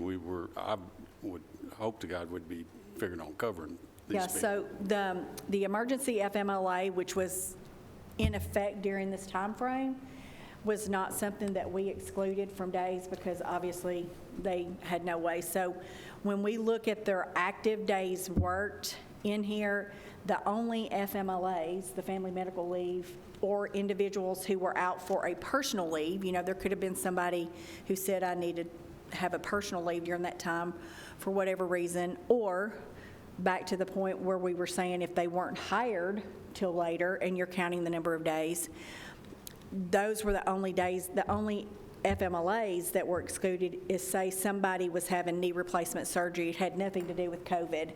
But somebody who was out on leave because of COVID under the Federal Emergency Family Medical Leave Emergency Act, Extended Act, then they would not have had a reduction factor for that reason. So, to me, as I was speaking with Commissioner P., we need the commission's vote on When is the qualifying How- period? Yeah. How much in full pay or partial pay? I mean, when Sonia did it, she did it by days. My idea, what I would like is date certain, full, half. That's easy to qualify. There's also date certain, 9/22, is like what she said, September of 20. If you're hired after that date, sorry, you get nothing. Or that date, may get all or a portion. There's so many different ways to approach this. Because COVID is still, I mean, COVID people is still our happening. employees are still working. You know, COVID has not gone away. It never will, probably, so that is something that they're still working. So we're just, I would prefer an easy dollar amount, instead of the, onesies and twosies and thousands of different ones. Did we have a large number of new hires during that time? So what I did, if you go back to that sheet, I put on the very bottom, because I was just counting, the total of full-time, and I just ran the payroll as of today. I mean, everybody in my system that's active, I have extra, so, somewhere on my desk. There. So total full-time, and I've wrapped highway into this because schools got their own. We had 1,280. Of that, 211 were hired after September 22nd. And this on the right is titled full-time, but it's really part-time. There were 233 part-time, with 105 of the part-time hired after September 22nd. Of those numbers, are they still working? That's everybody active today. They are, I just said everybody who is active on the payroll today. The part-time? Yes. and see, when I did the report, this was October 25th, this just tells you how things change quickly, because when I did it on the 25th and was looking at the total population, we had 262 part-time and 1,269 full-time. So that's how the numbers can change in a short amount of time. Did we have any employees pass away from the COVID situation? County employees? Schools. Schools have. I don't believe we've had a county general pass away. We've had some that have been really sick, but I don't. So what we're discussing We've had some retirees that have passed away, but no active that I recall. So this doesn't cover the schools? Because Mayor Ketchum talked to somebody in the They've got their own, they are doing their own thing. Thank you. Mr. Stevens. Right. Thank you, Mr. Chairman. Will you explain the 150% item to me again? I did not quite grasp how that came into play here. Okay. I'm reading out a final rule, interim final rule. If premium pay would increase a worker's total pay above 150% of their residing state's average annual wage for all occupations, or their residing county's average annual wage, whichever is higher, on an annual basis, the government must provide Treasury and make publicly available, whether for themselves or on behalf of the grantee, a written justification of how the premium pay or grant is responsive to workers performing essential work during the public health emergency. So is that like the average wage? Is that a number that's from the IRS, or where does that number come from? It's from the Bureau of Labor Statistics. It's from the U.S. Bureau of Labor Statistics. It tells you exactly where to go, and it's the amount as of May 2020. So do you happen to know what that number is? Yes, by chance? it is $78,255. So then we can go another 39,000 above that. That's the 150%. That is the 150%. The 150% is the 79,000. No. So the number for all occupations in Tennessee was $47,530 with the specific average wage of $52,170, and when you add the 150% for Rutherford County, it would be $78,255. So if the $2,000 or $1,000 causes someone to go above the $78,000, Then we have to justify that's the it. problem. Okay. And that's why I said, you know, like in the scenario I gave you with the 6 captains, 3 get it and 3 don't. I mean, they're doing the same job. And then I also think about What number did you have? 78,255. Exactly what I Did I calculate right?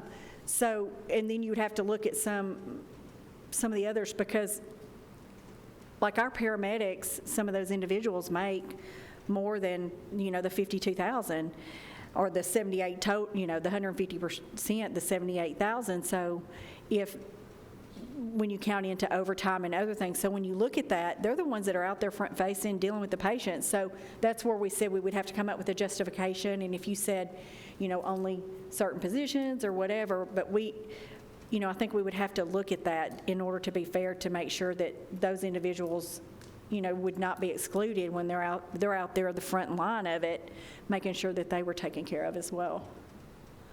Let me see if we can speed this up a little bit, and you know, this is just a suggestion, but there's 3 things we've got to do. Is when we're going to start, when we're going to end. That's 1. And then how much we're going to give, and who we're going to give it to. So I'd like to try to nail down one of these at a time. And I would suggest, first of all, that we start with how much we're going to give. Now, the recommendation out of public safety was $2,000 with the county. That's what they would take home in their pocket for full-time, and $1,000 for part-time. I would entertain a motion on that, or entertain a motion for something different. But I'd like to see if we can at least come to a consensus on that, something we can forward to the full commission. So, committee, all ears here.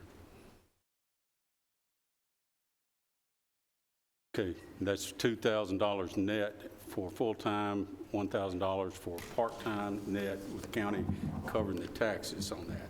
Do I hear a second? And a second. Any discussion? Commissioner Stevens. Thank you, Mr. Chairman. I'm not opposed to this motion, but I think we need to figure out what the dates are going to be first before we throw the amount out, because if we're going to give partial, if they're not there the whole time, then the dates matter more than the amount on the front end. Well, I think we can make that decision, you know, if we say, okay, if you're here, and my suggestion would be the start date. This is just a suggestion, and we've got a motion out here, so we'll cover that first. The suggestion for me would be March 13th to start, and my end date would be the day we cut these checks.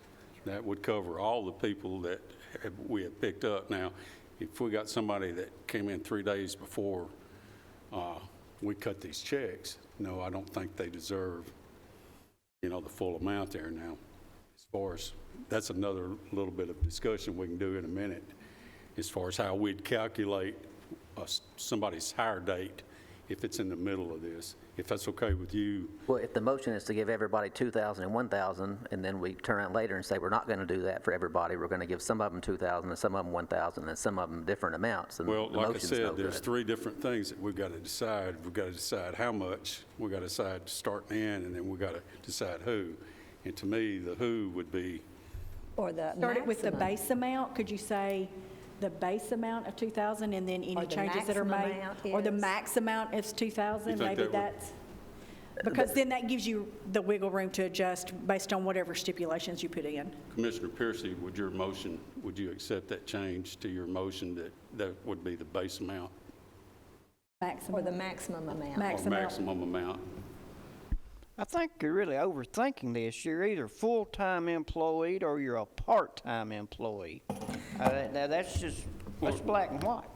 I think what the commissioner is getting at down there, though, is, okay, I hire on full-time on April 30th. You know, that's a month after it. Do I deserve the full pay that somebody's getting that's there the whole time? Or say somebody that hired in 3 months later, And that's a discussion we'll have here in a minute. I said, there'll be 3 different things we'll look at. Who, and to me, who is when you hired during that time period. That was where it got into the public safety. They said, if you had your cutoff date, and let's say the checks are cut December 1st and somebody's hired November 30th, they're saying that's where it got into having a begin and end and being their actual number of days worked, which makes it difficult on finance to do it that way. But they was like, that doesn't seem fair. Somebody's hired the day before we cut the checks and they get a full 2,000, and somebody that's been here since March 13, 2020 gets the same 2,000. That wasn't fair, that they had not been here the whole time, for lack of a better way to say it. But if this money is to show appreciation for our employees, it's just kudos to the guy that's been there 3 months versus somebody that's been there 9. Well, it's to show their appreciation for working and being exposed to COVID activities, and that person that's been here a day hasn't had the same exposure that the people that's been here since March of 2020. I mean, that was how it was presented in the public safety. I guess I'll say it that way. Okay. Okay. You want to leave your motion as it is, Commissioner? If you do, that's your discretion. I'm not twisting arms here. Like I said, I'm asking to try to get this moving along. I'd like to see it stay like I made it. You vote it up or down, then change it. Any other discussion? Mr. Allen? I just have one question, because what we're talking about is, are we going to prorate? Correct. Pay for anybody? Correct. Okay. So are there any other jurisdictions that we can look to say schools did it this way or another community did it this way? Do we know, has anybody else looked at the prorating of the pay? Schools, I think, is a flat rate based on a date. You have to have been hired by this date to get it, and it will be paid at this date. For example, the dates are probably wrong, Doug, but let's say that you had to have been hired by October 1 this year. Is that right? October 1 this year to get it, but it's not going to be paid until the end, and you have to be here to the end of December. Then you get it. It's a time period.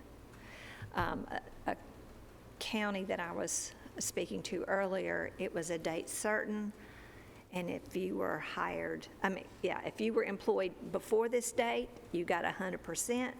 After that date, 50%.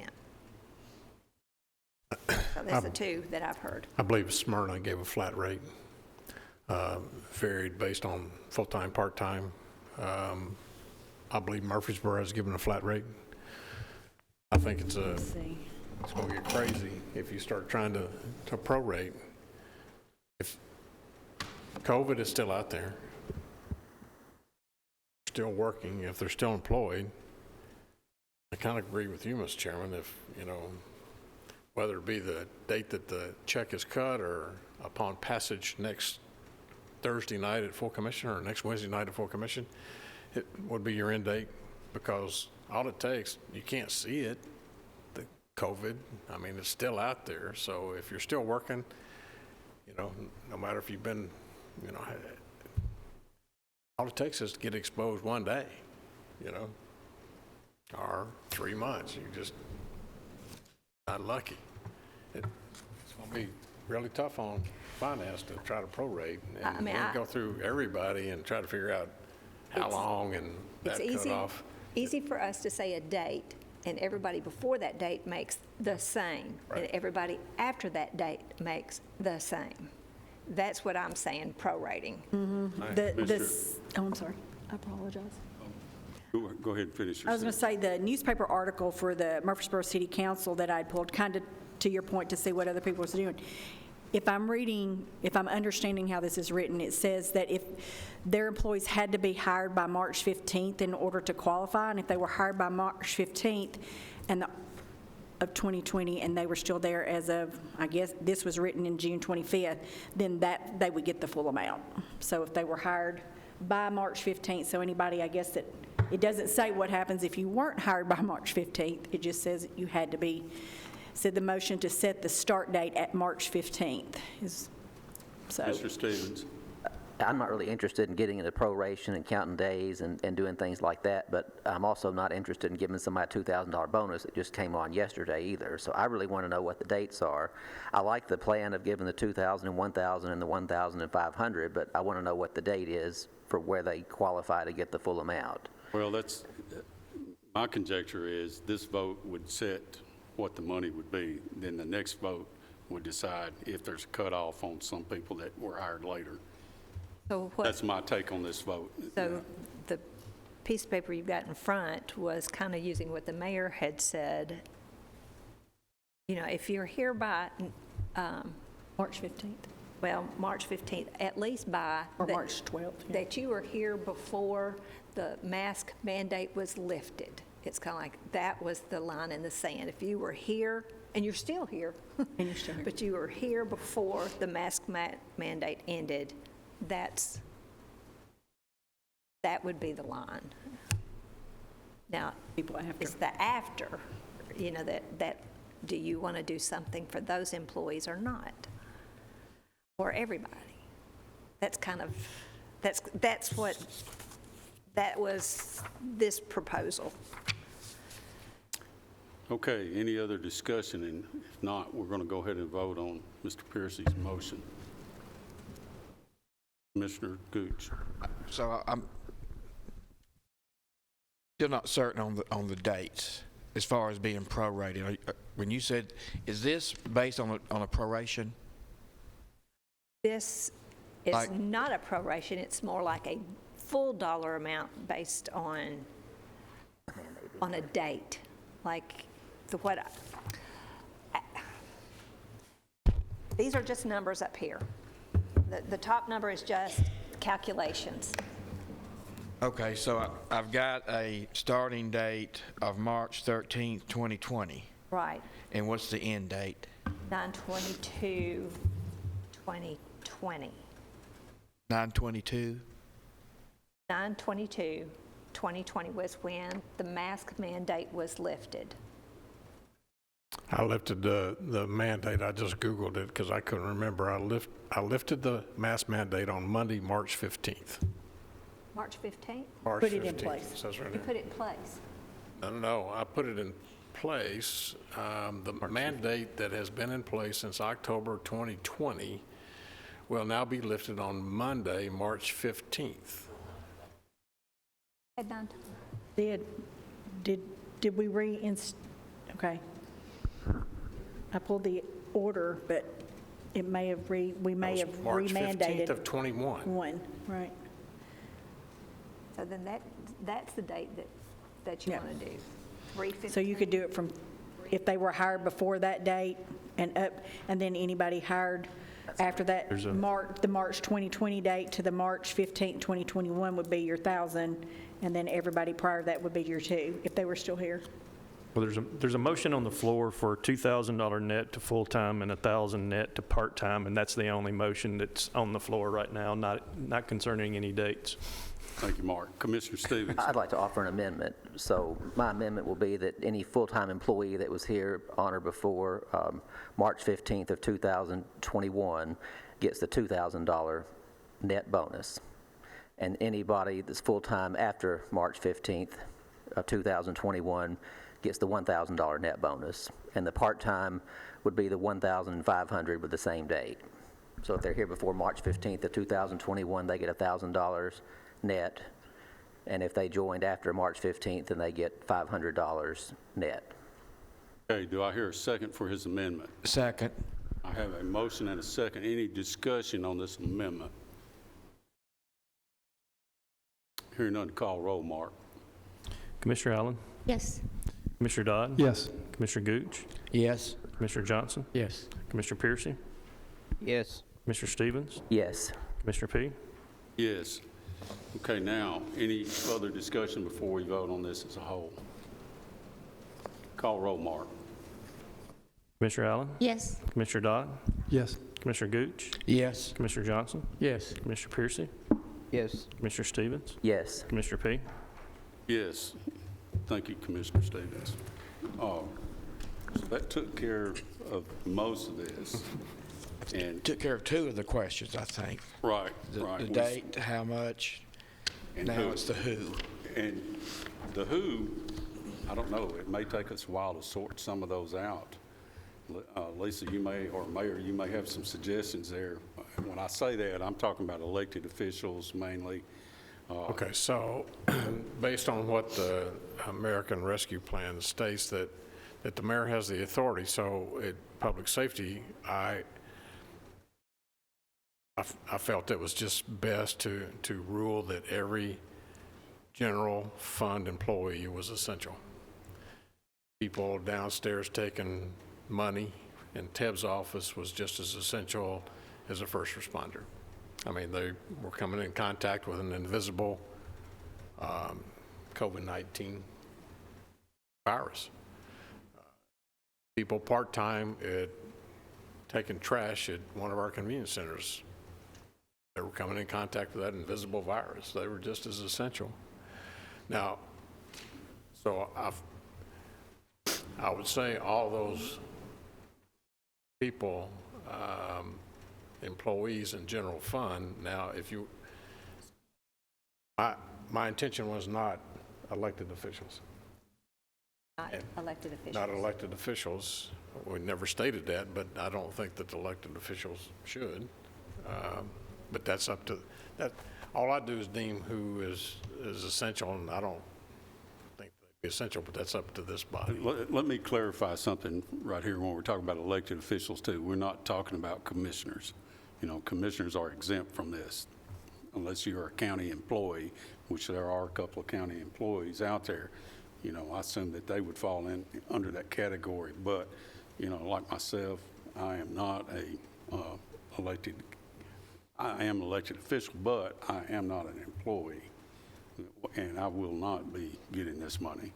Commissioner Stevens. Thank you, Mr. Chairman. Aren't the elected officials above that 150% threshold anyway? So It is. They'd be in that group that we'd have to come up with a justification, just like everybody else.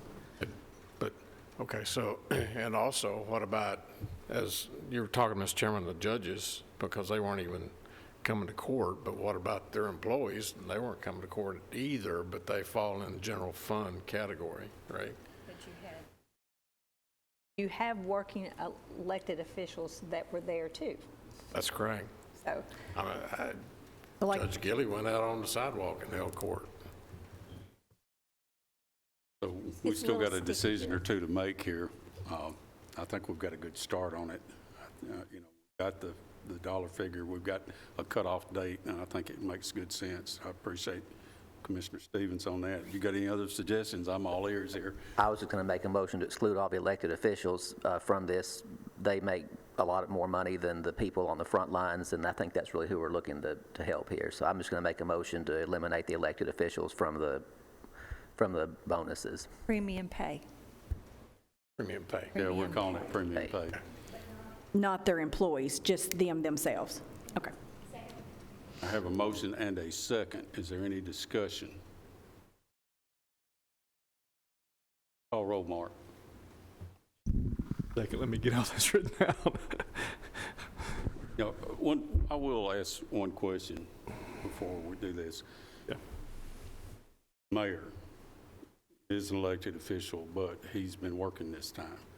Will he be exempt also? All elected officials. I just want to, I want to be clear.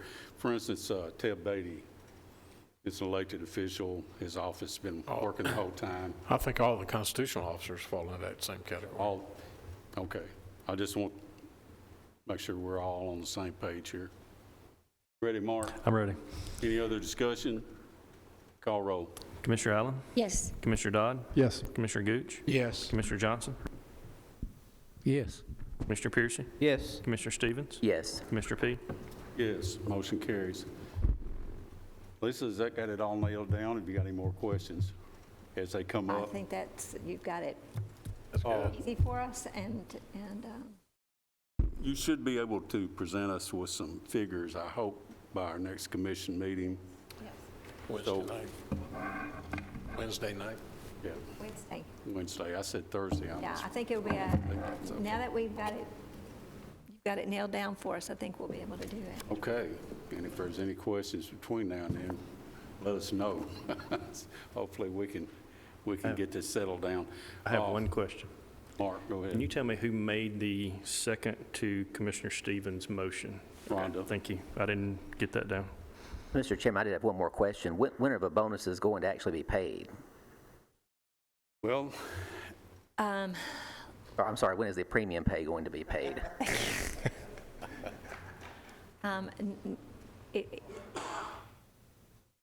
Let's say it December, and it will probably be on an off cycle of payroll. Because it's not going to be a part of payroll, it's going to be it's a separate fund. Can I tell you when I get with my payroll and when we talk? I just didn't know if we need to have that in the form of a motion or when No. we wanted it to be Let's not do that, let's paid wait. out. Let's wait till we talk Wednesday. but it is going to be before Christmas. Okay, I'm asking you, will it I be? mean, it should be, Should be? yeah. I think that would be a good move if we can do it before Christmas time. Okay, we've got that. I just have a technical question. If Mr. we had suspended the rules, can we make motions and have votes on pay and while the rules are suspended?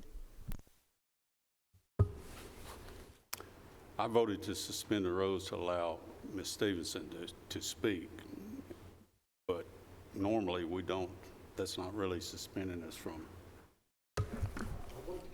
Yeah, we're still in session, so to speak. I can call us back into, I don't think we need to.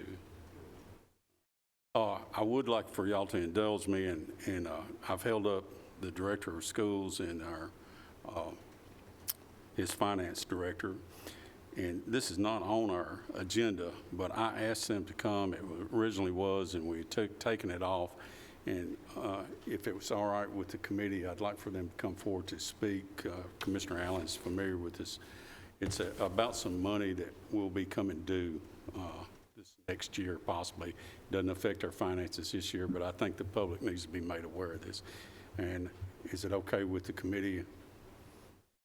I see nods around, so, okay, come ahead, Mr. Spurlock.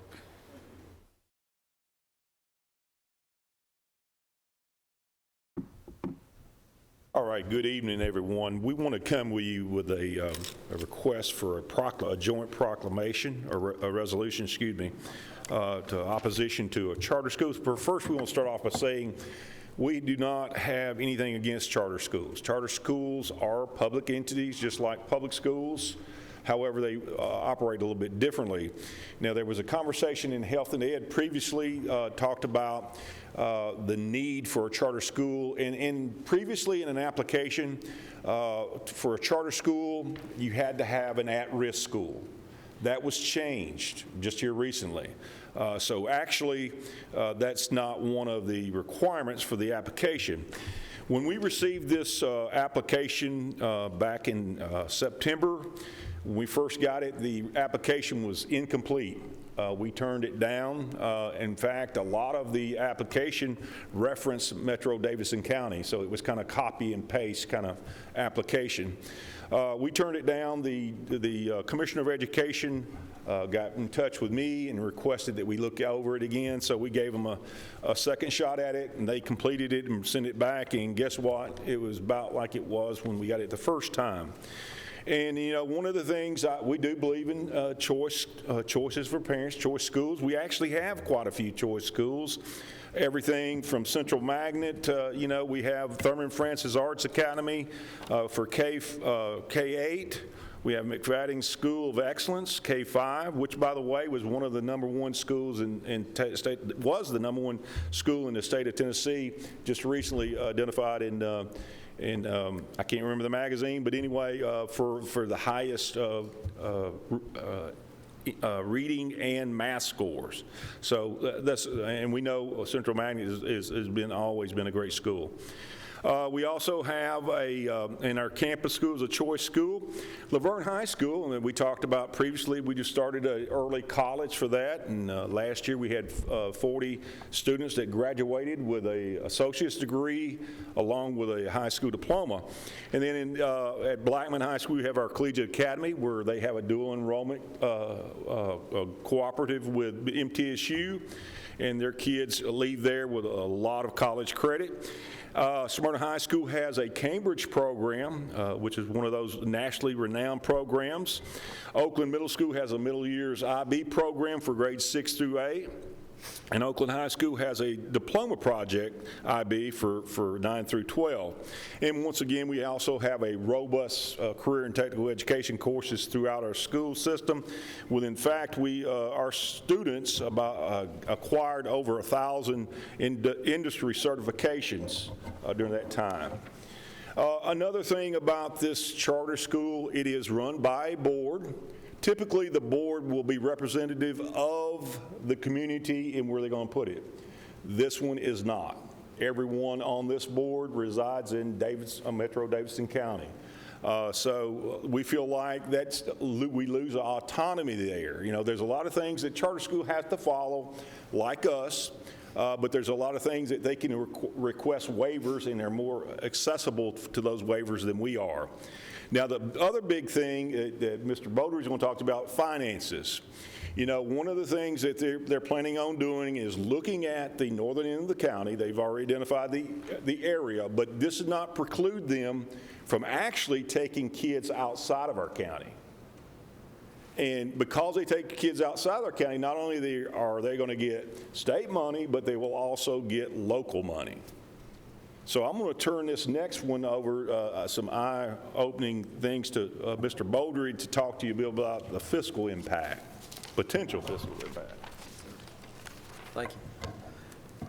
What I have in front of you is just a couple pages this is actually some of the exhibits that we sent up to the Tennessee Charter Commission that will be part of, as they review the appeal of this charter school here probably the next few weeks. Wanted to make you folks on the Budget Committee aware of the potential financial impact to the county should this be approved. I'll go ahead and just start on this first page, it's Appendix F. As you can see, if this charter school is approved, and these revenue numbers are the estimates from this charter school of the state and local BEP funds that are going to be diverted from the general purpose school fund of Rutherford County School System beginning next fiscal year and going through those next 5 fiscal years there. Once again, that is state and the local match of the BEP that we would be required by state statute to send over to this charter school should they open. An interesting side note is, whereas they're talking about having a 470 student enrollment in a K-5 grade band for this school that would be located in the northern part of the county, as you folks know, when we receive growth students, when we get growth in our county school system, Rutherford County does not receive one dime of growth BP funds until February 1 of that fiscal year, which means that the taxpayers of Rutherford County puts 100% of the bill for growth until February 1. And of course, if you're having these students coming in and you're saying, hey, our enrollment day 1 requires we need to get this many more teachers because of growth. Because once again, the state requires, like in this grade band, K through 3 is 20 students for each teacher, 25 for the 4 through 6th grade band.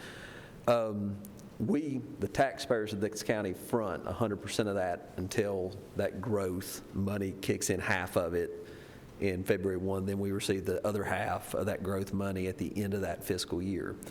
What's interesting is the way the state statute is written for this charter school is they will receive equal payments each month for their state and local BP portion beginning August. For each month that Rutherford County receives BP funds, even though we're not getting the growth money for that 470, they will send us an invoice and say, pay us. We have 470 students, you pay us in August. and you pay us in September and October, even though we don't have that state funding yet for growth. So once again, the taxpayers of Rutherford County will be funding 100% of the growth of all the students in this charter school, and then if their enrollment holds firm, then we'd receive it in February. So we'll be funding the 100% of the startup. As you can see, based on their numbers, that first year, 2022-23, if they open this, which they were hoping to get that open, if they're approved, this in a couple weeks by the Tennessee Charter Commission, they would be taking $4,804,340. To show you what that is equivalent in teacher funding, that loss would be the equivalent of just over 71 FTEs of teachers for Rutherford County school system. Full-time equivalent. So that 71.44, that would be 71.44 full-time equivalent teacher positions that Rutherford County would lose. The interesting part about this and troubling to me is, as you can see, as they grow in enrollment, you can see the fiscal year after that, their estimate would be taking just over 84 full-time equivalent funding for teachers. The next year, 94.23. The next year, 103.84. And then the last year, almost 105 FTEs, the teacher positions that they would be taking. Now, the argument would be, okay, they're taking students, so naturally you wouldn't need that many teachers. As Mr. Spurlock said, they are not zoned to a specific area of this county. They can take from outside the county, they can take them anywhere in this county. So because the state requires a staffing, ratio for 20 K through 3 children for one teacher, since they're not zoned, when we open a new school for Rutherford County Schools, we zone neighborhoods, so that this block of students goes. With them being able to take countywide and outside the county, they could take, you pretty much can guarantee they're going to take 2-3 students from this school. They're going to take 3-4 students from this school. They could take, theoretically, 400 students from Metro Nashville. And we would be forced, because of the state requirements for staffing those classrooms, we would not be reducing those teachers in our existing schools. Now flip the page, and you'll find something very interesting on this from what we just spoke on. What you have right here is our growth in Rutherford County school system by grade band. As you can see, for the last several years, there's 2017-18. You can see the enrollment there was for K through 5 system-wide. Rutherford County school system was 16,947 students, and that was a 1.73% increase over the year prior to that. Moving to the right, you see grades 6 through 8 had 11,615 students in that grade band, and that was a 3.97% increase from the year prior. Then moving over, you see 9 through 12. That grade band, that high school grade band, had a 2.71% increase of student enrollment for the year prior to that.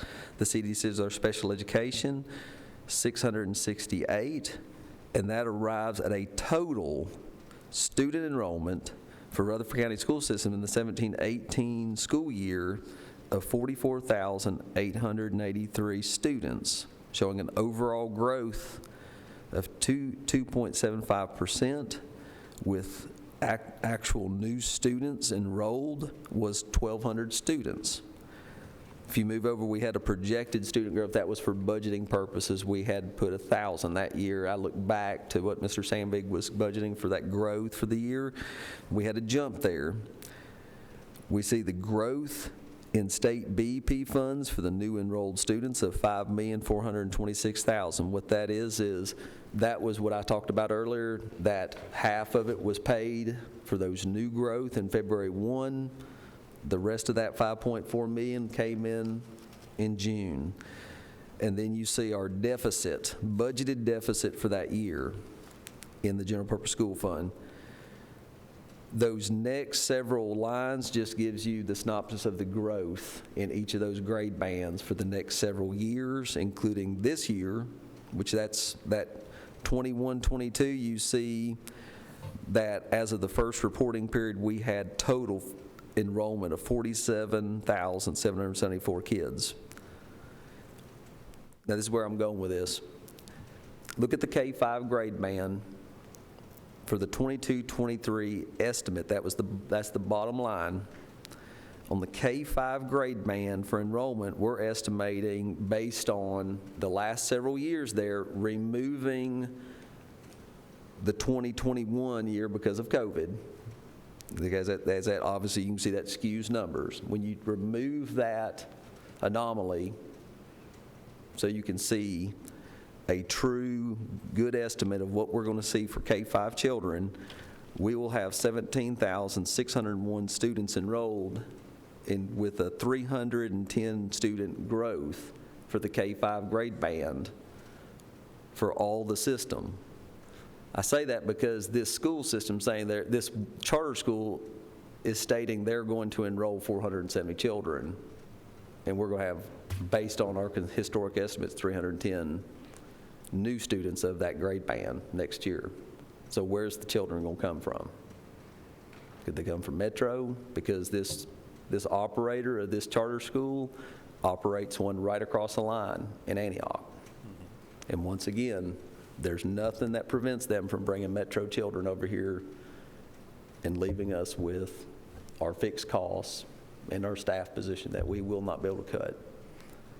I wanted to make y'all available. I tried to answer your question yet, but I wanted to make you guys aware of what's going on with this, and that this very easily would prompt us, if it is approved, this out-of-county charter with, once, like Mr. Sparks said, not one single board member on this school is a Rutherford County resident, and that this could easily prompt a tax increase or a large cut in expenditures that we need as a growing system, or a significant hit to a fund balance that could impact our bond rating.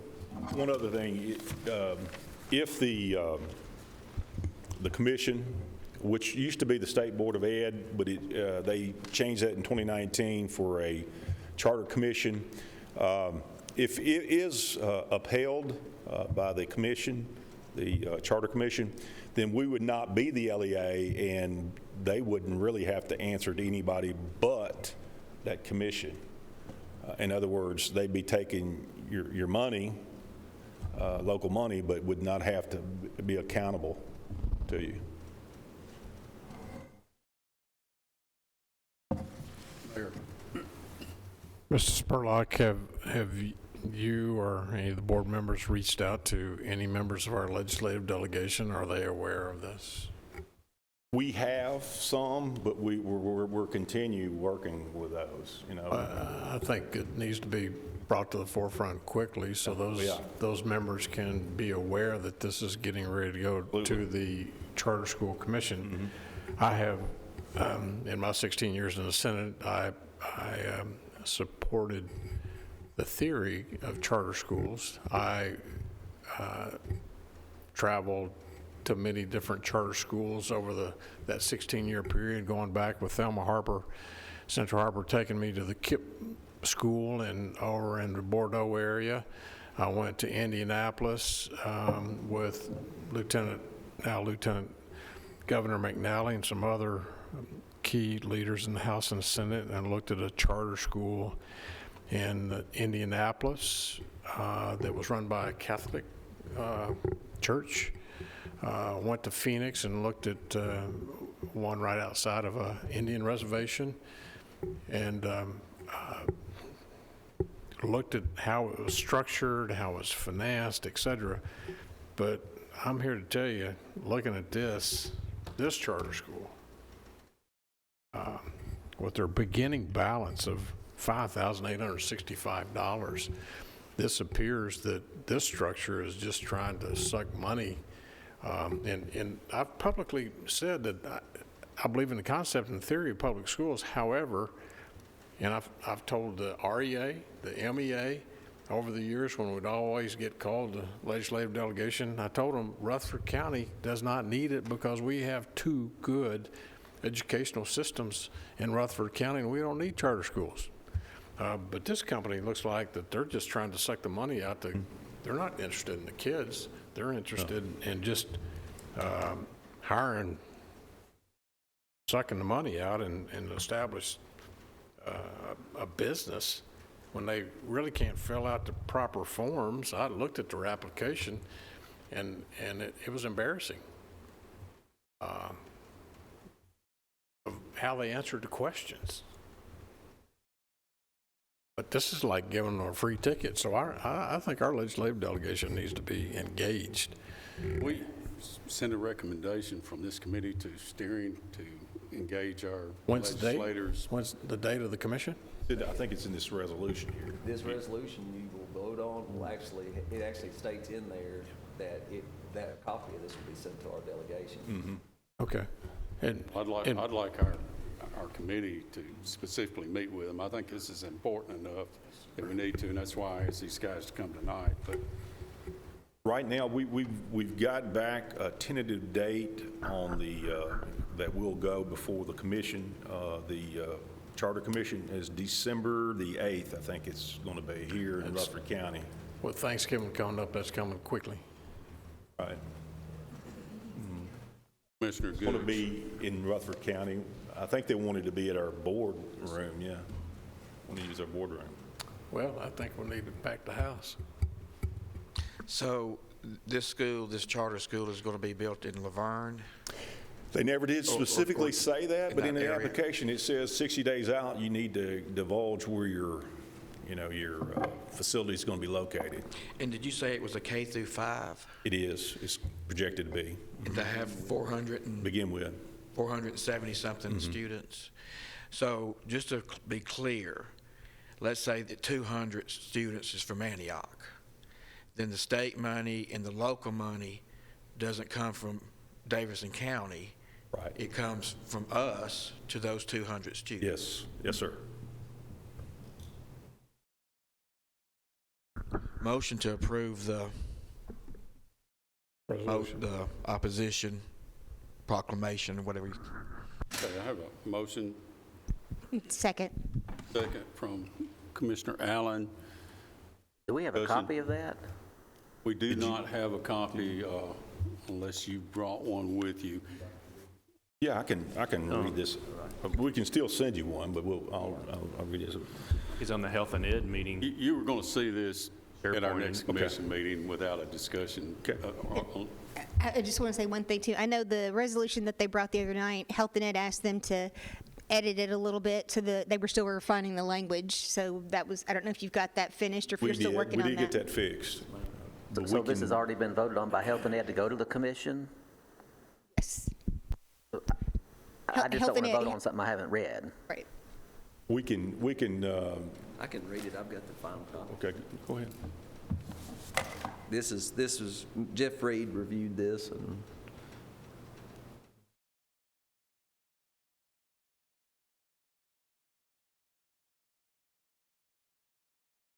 Doug, while you're pulling that up, I'm just going to say one more thing.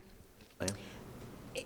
One of the things that troubles me the most about this is the point that they made where if this school is permitted, whether it be this school or any other school that's allowed under this funding format, they don't report to Health and Education. They don't report to our committee.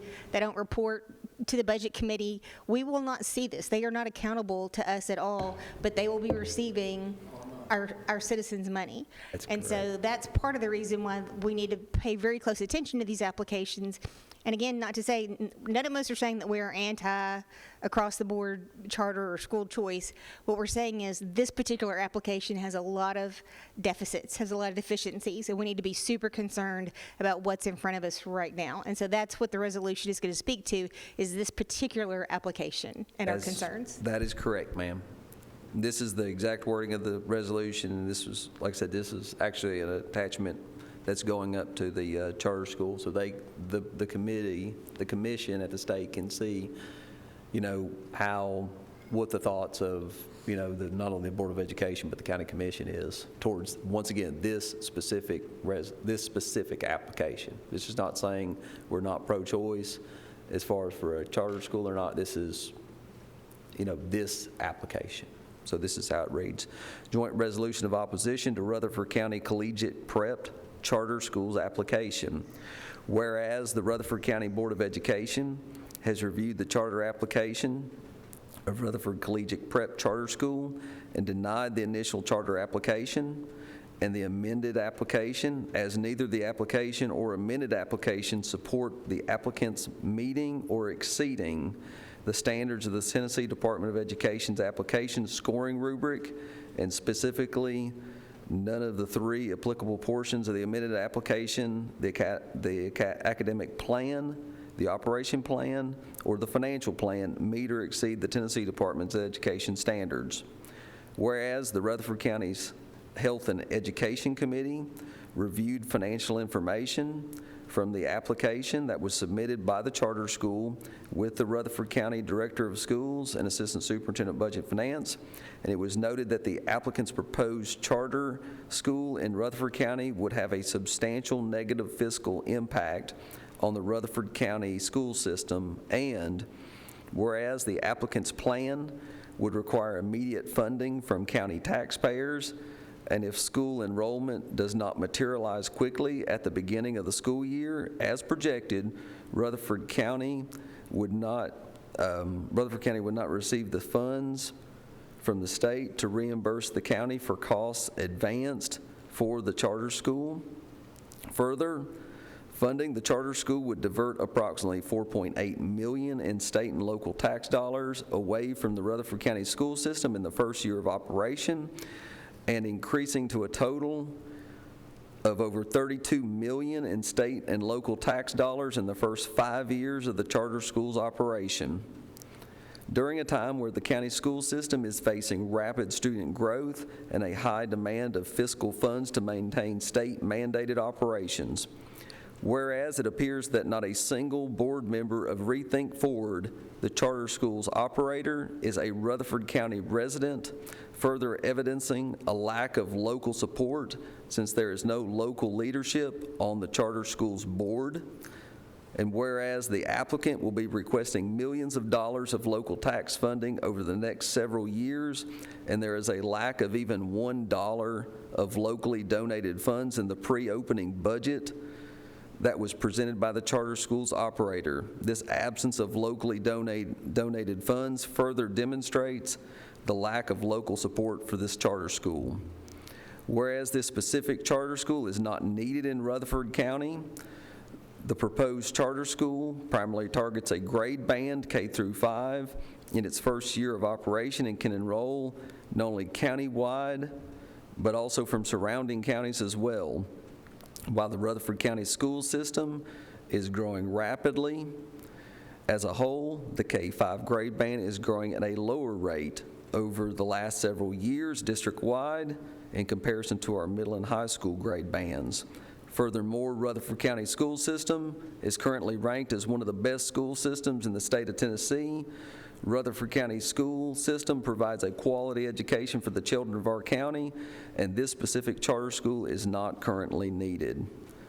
Now therefore be it resolved by a vote of the Rutherford County School Board, meeting in regular session on the 11th day of November 2021 in the Rutherford County Legislative Body, meeting in regular session in Murfreesboro, Tennessee on the 10th day of November 2021, that this, Section 1, while the Rutherford County Board of Education and Rutherford County Commission are not opposed to school choice in Rutherford County, the lack of local leadership of this specific charter schools board, along with the other above noted items, is of great concern and leads both local elected bodies to formally request that the Tennessee Charter School Commission reject the appeal of the Rutherford Collegiate Prep Charter School application. Section 2, that our state delegation is requested to consider introducing legislation that would require any charter school seeking to operate in Rutherford County to have a majority of its charter school board to be residents of Rutherford County, Tennessee. Section 3, that the Rutherford County Clerk mail a copy of this approved resolution to the Tennessee Charter School Commission and to each of our county's state delegates. Commissioner Allen. The only other edit that I would add to that is there's an absence of accountability. There's no accountability for them either financially or academically to any local authority, whether it be the Board of Education or to this county commission. So that would be the only other edit that I feel like is imperative that they make, is that there is no local accountability at all.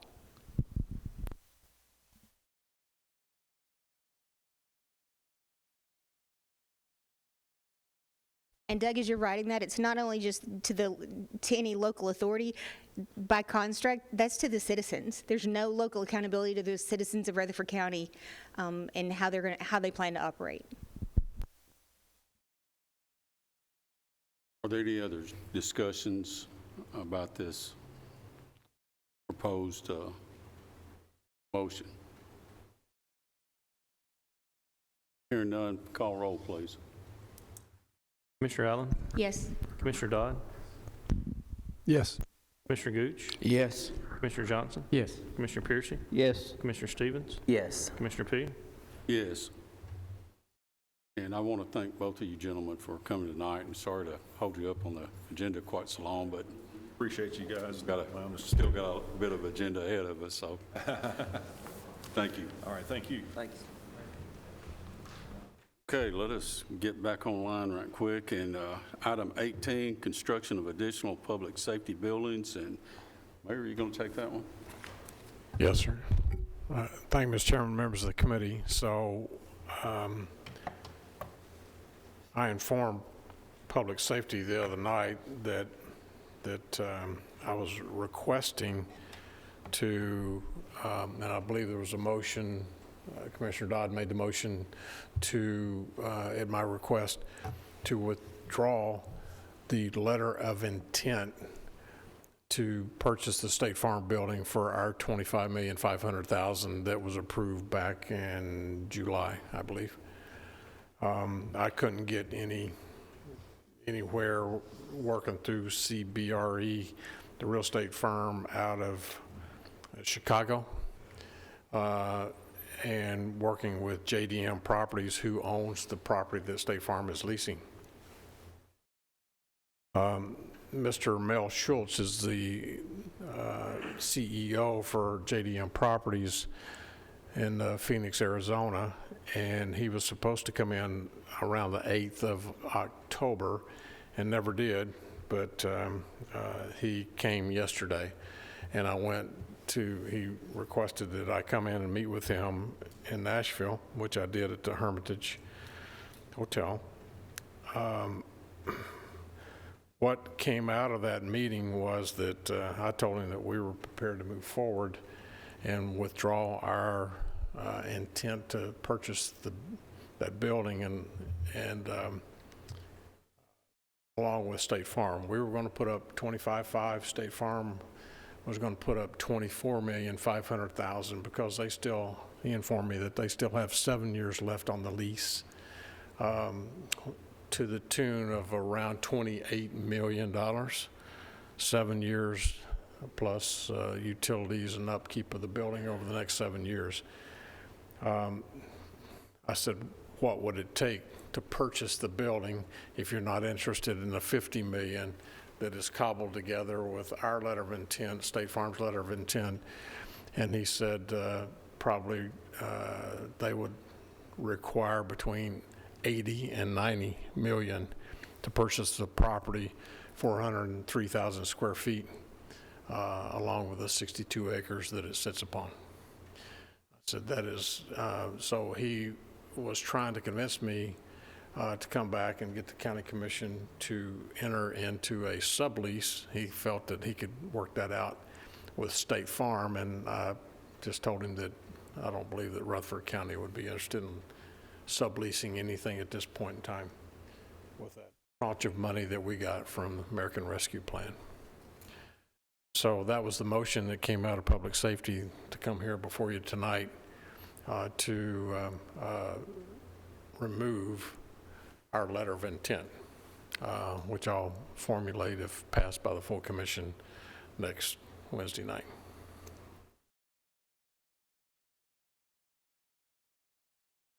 As the mayor stated, once, we realized that State Farm would not be an option, at least under the circumstances right now, and we took his suggestion that we move forward with the other 5 public safety health buildings that were proposed initially, and the motion came out of public safety to start those buildings with this money.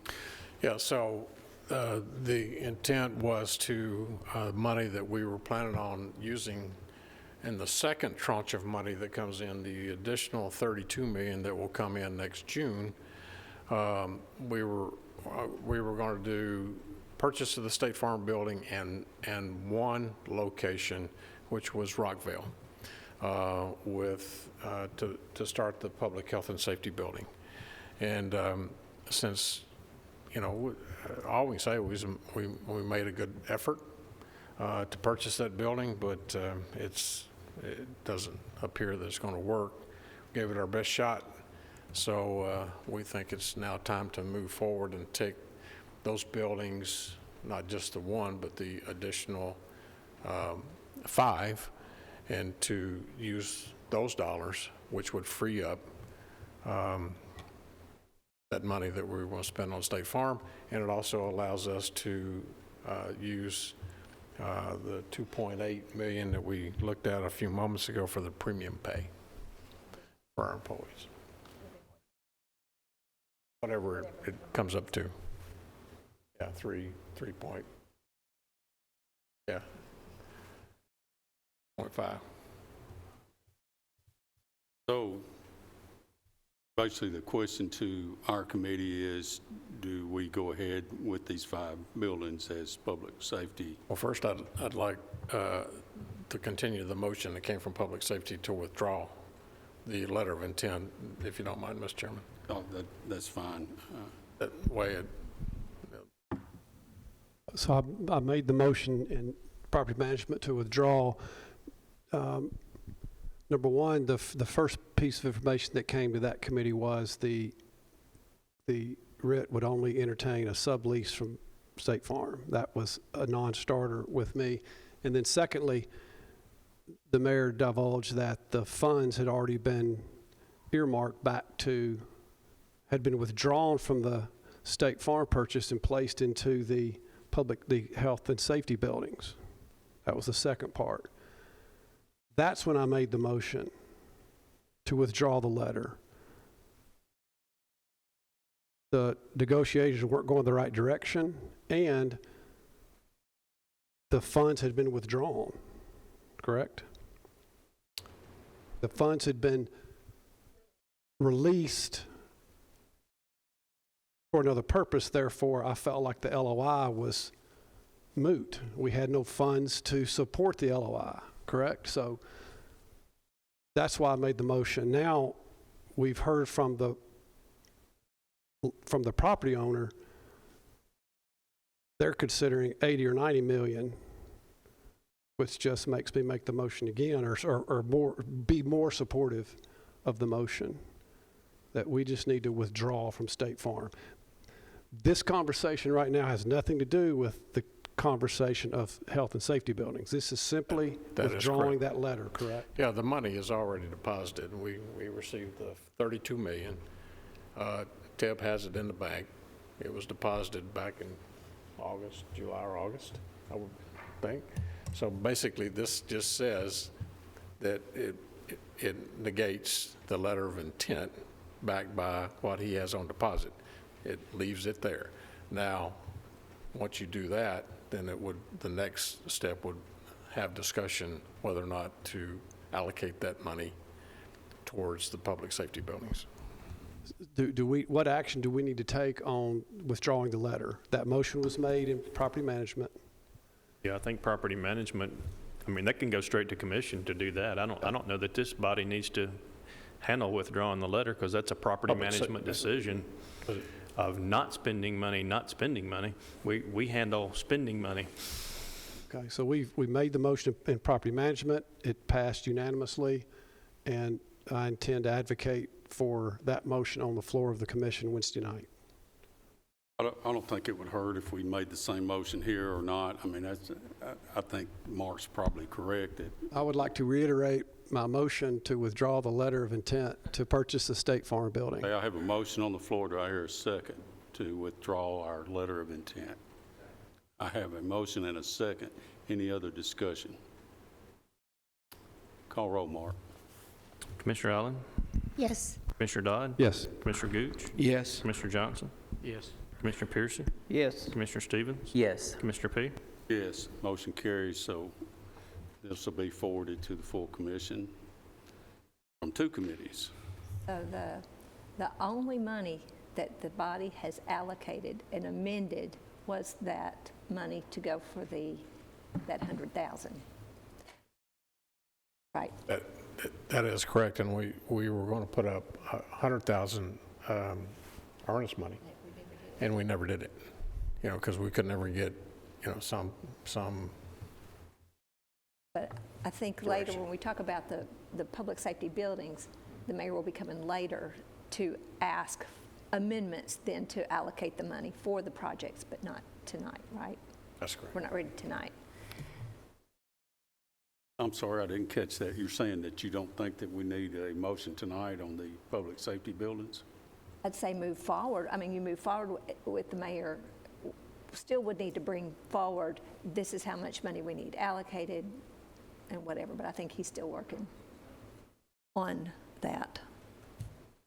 Well, also, out of those funds, of the 32 million that we currently have, we just voted to, It's going to be over.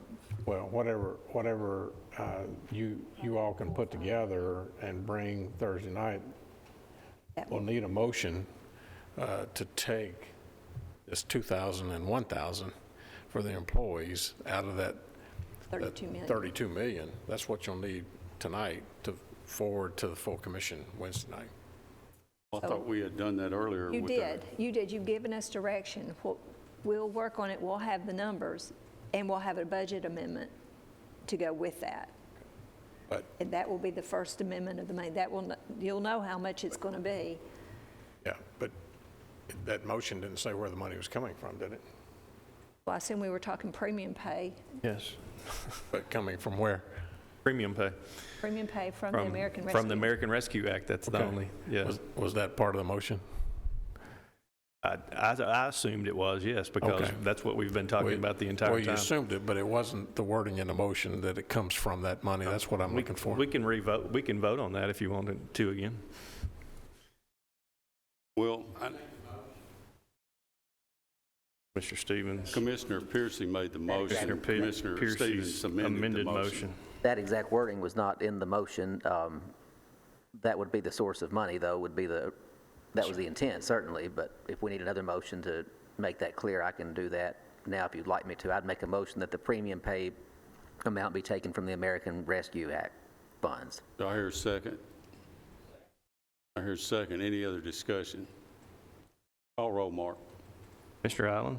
Yes. Commissioner Dodd? Yes. Commissioner Gooch? Yes. Commissioner Johnson? Yes. Commissioner Piercy? Yes. Commissioner Stevens? Yes. Commissioner P? Yes. Okay, let me get back to these buildings for a minute, because this is, I think you said a while ago that you were on public safety, which it was actually Property management. Property management is where that came from, and we're kind of mixing the two.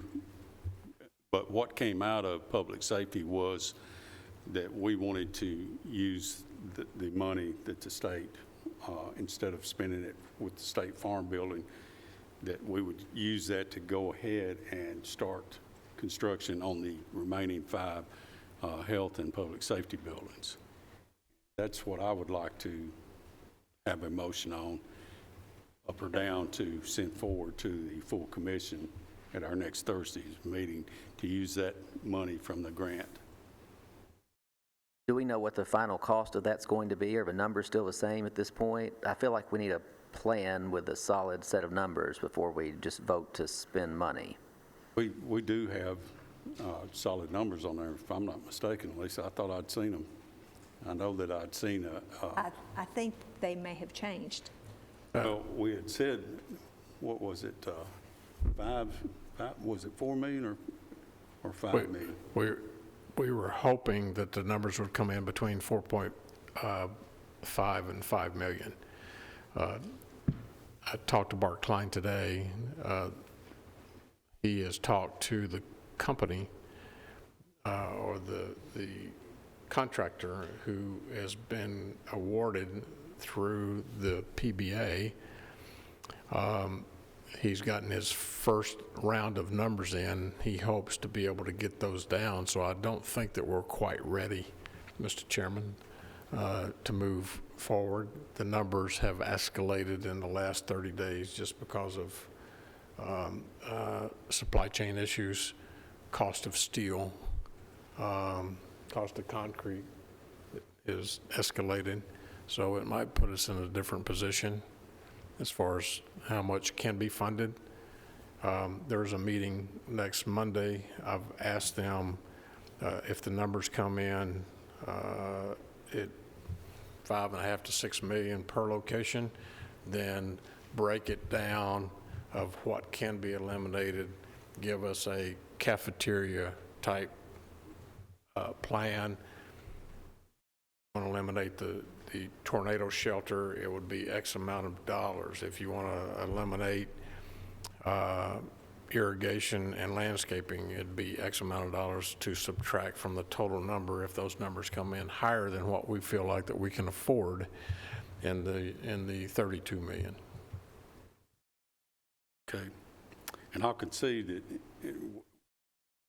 figuring we don't have hard numbers, I was going by the numbers we've been given in public safety. And it's all changed just in, and once the Rock City is the company that was awarded by PBA, and they finally just got those numbers in yesterday, and I've been in contact with the architect, and they've changed in the last, once he actually started getting hard numbers, he thinks he can reduce it down $300,000-400,000, maybe $500,000 on the second round, but he wasn't getting the quotes, like on one section of steel, he only got one quote instead of 2 or 3 that they normally get. So it's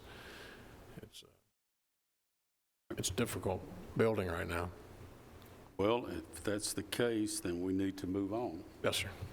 Next. Well, I do want y'all to look at this slides, and I sent all of y'all an email to listen to the state go over what these expenses are, because I just want everybody to be on the same page that we're building these buildings from, the intent is to use the American Rescue money, and the category is under public health expenses. Okay, so we got to remember that a big part of this is those requirements. And the first thing, and I think we've done it, we've sent the state, but this first slide, we have to identify the need or the negative impact of COVID-19 pandemic and identify how the program, service, or other intervention addresses the identified need or impact. We talked about using it as sites for vaccination and as being a facility to use. We had several others. The other, I'm going to get to the slide. As you go through, there's all kinds of ways to spend it. I am on page 23 of 25. So on your iPad, the category of public health expenditure categories is 1.7. That's what we're using, is capital investments or physical plant changes to public facilities that respond to the COVID-19 public health emergency. So we can't lose sight of why, the use of the money, what it's for, and what we're building. So. Well, absolutely, and that's what we prepared and sent to comptroller. Comptroller responded to us that he felt like that it qualified under all the bullet points that we put in our explanation letter. The final rule has not been issued. The final rule was supposed to be issued in September, and now we're operating under the temporary The interim final rule. But it should be now, and they say within the next couple of weeks, but I still feel confident that we're on the right track with our public physical plant changes to our public facilities.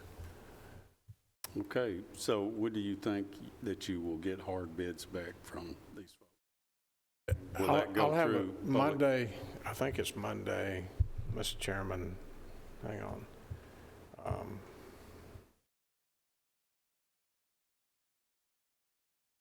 And the reason I say that Next Monday at 1:30 is a meeting here in 205 for anybody that wants to come. We'll be meeting with Rock City, and he'll have a better idea of crunching numbers. Will that go to property management, or will that go to public safety, or will that go to both? I think it needs to probably go to both, but, because both are definitely engaged in this process. And I don't disagree with that. I'm just trying to get a timeline of when we'll be seeing this again. So we're looking at December then. Yes, sir. Any other discussion on this issue? Mr. Allen? I just had one question. On the buildings, if I remember correctly, there were at least 2 that were going to sit vacant, like we didn't have staff for those. Was that right? Am I remembering that right? I'm just thinking if we're going to have to eliminate if costs go up, is that one of the factors we need to look at? I think so, Commissioner. And that would have to be, we're still looking at 18 months anyway. If you started construction today, it'd be 18 months. So that will give us some kind of idea as we move into our budget for 22, 23. Got to be spent by 2024. Yeah, it'd be 23, 24, actually, before we would have to staff it, but it gives us that length of time to start planning, the staff. But also, I think it'll give us a good look of what it's going to cost us, not only to build it, but also to staff it. Any other discussion? Okay. Hearing none, we're going to move to item 19, salary and benefit survey by Thompson, Burris and Associates, and call up Ms. Stevenson again. This time we don't have to suspend the rules. So.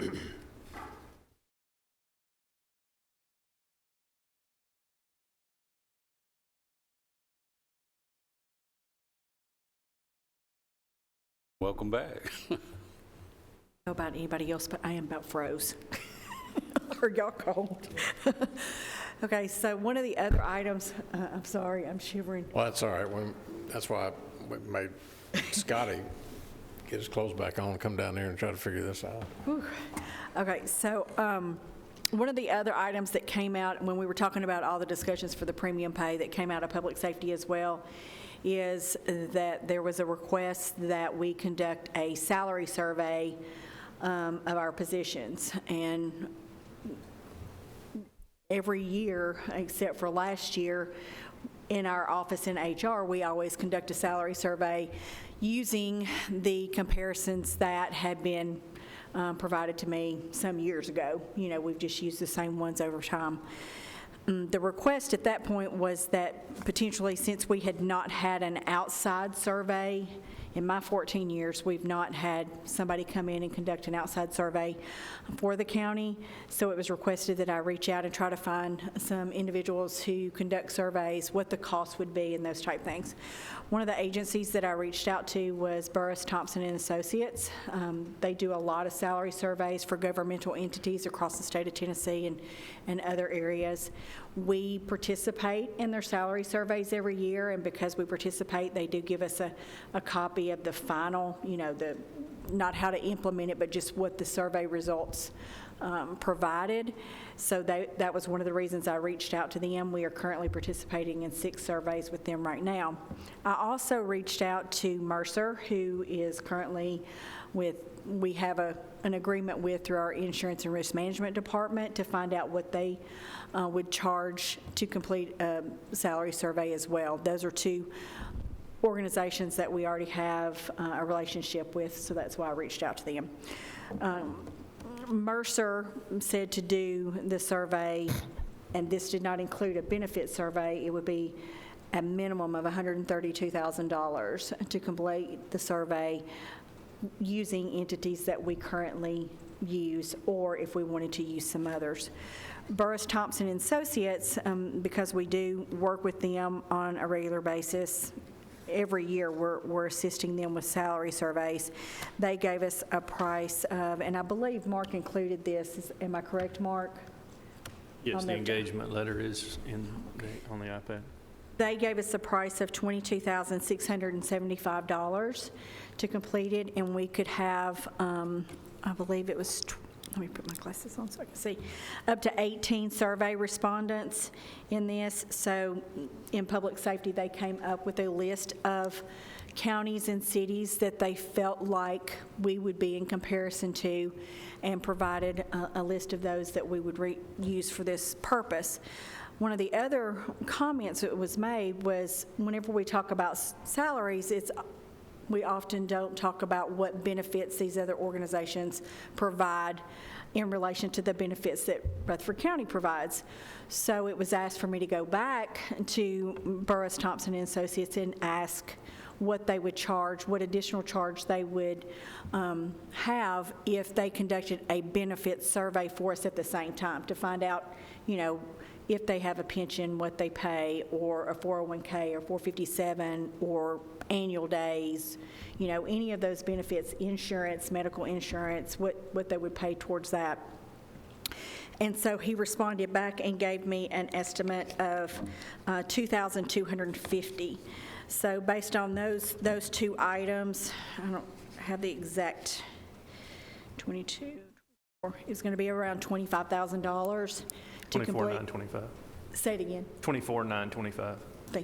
$24,925 to do a complete salary survey of all of our classifications, all of our departments, and also to do a benefit survey at the same time. So I'm bringing that forth to each of you to see if that's something that you want to do for this next upcoming budget year.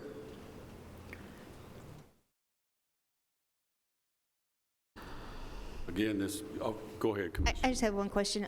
When they do the benefits, how deep of a dive do they go? Like, are they only looking at how much does that entity as an employer contribute towards the benefit, or do they actually look at what the coverage is?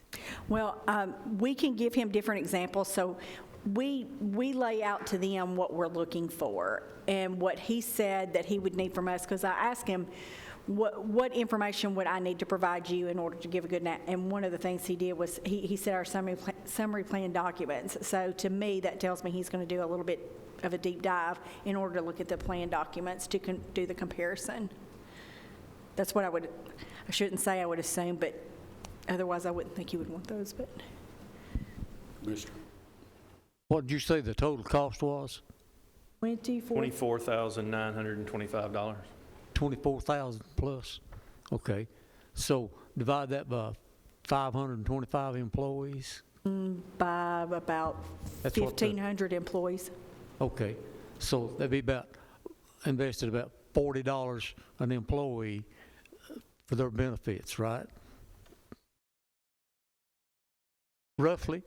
Can somebody that does math do that? 20, Come on, Lisa. 600 I don't do mental math. 600 times 40 is 24,000. Oh, okay. That would be correct then. I can do that in my head. I'm sorry. I can't. I'm still cold.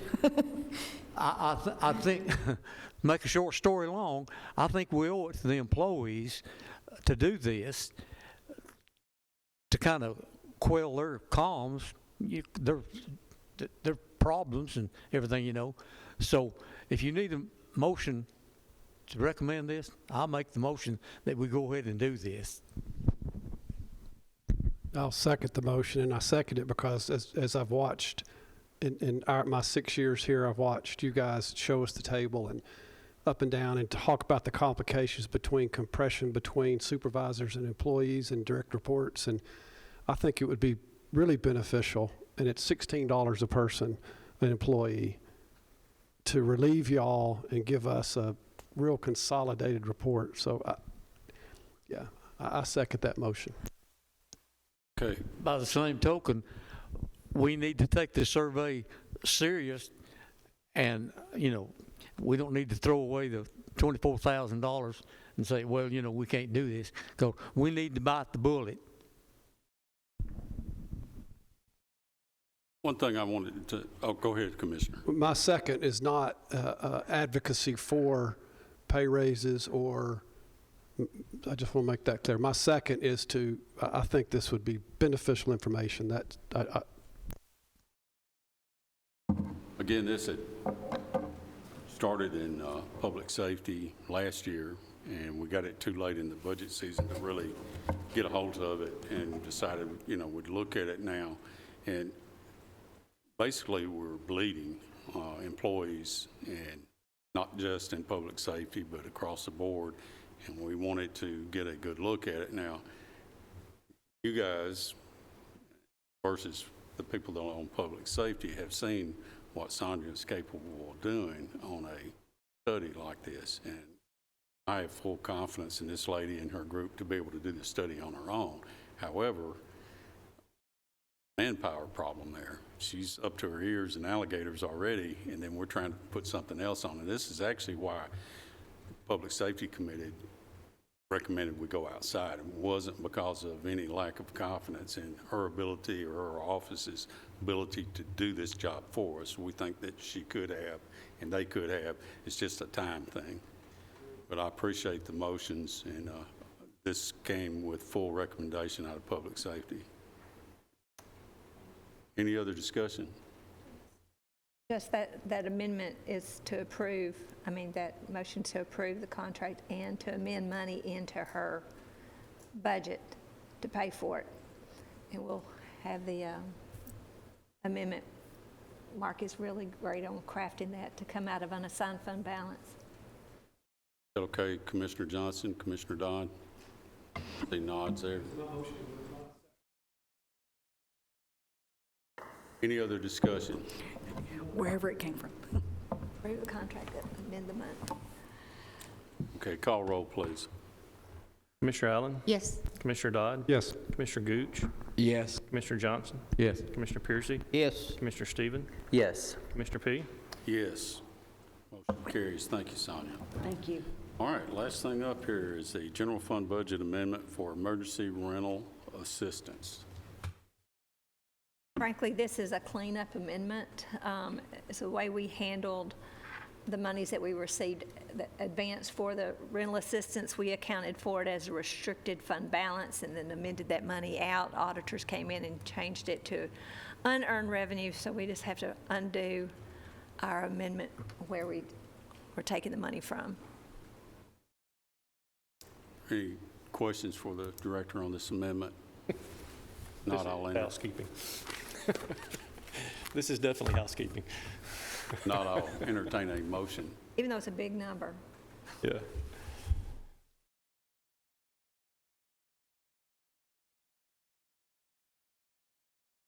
Motion to approve.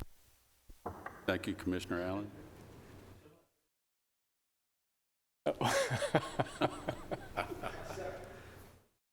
Thank you, Commissioner Dodd. Okay, we have a motion and a second. These are funds that are provided by the federal government. It's not coming directly out of our pocketbook. So when you see those numbers there, we're trying to correct Where we amended counting. it, we amended out of restricted, but it needs to come out of the way they handled it. It changes the way that we would have amended, so. So we have a motion, a second. Any other discussion? Call roll, Mark. Commissioner Allen? Yes. Commissioner Dodd? Yes. Commissioner Gooch? Commissioner Johnson? Yes. Commissioner Piercy? Yes. Commissioner Stevens? Yes. Commissioner P? Yes, motion carries. Is there any other business? Hearing none, we're adjourned. I was just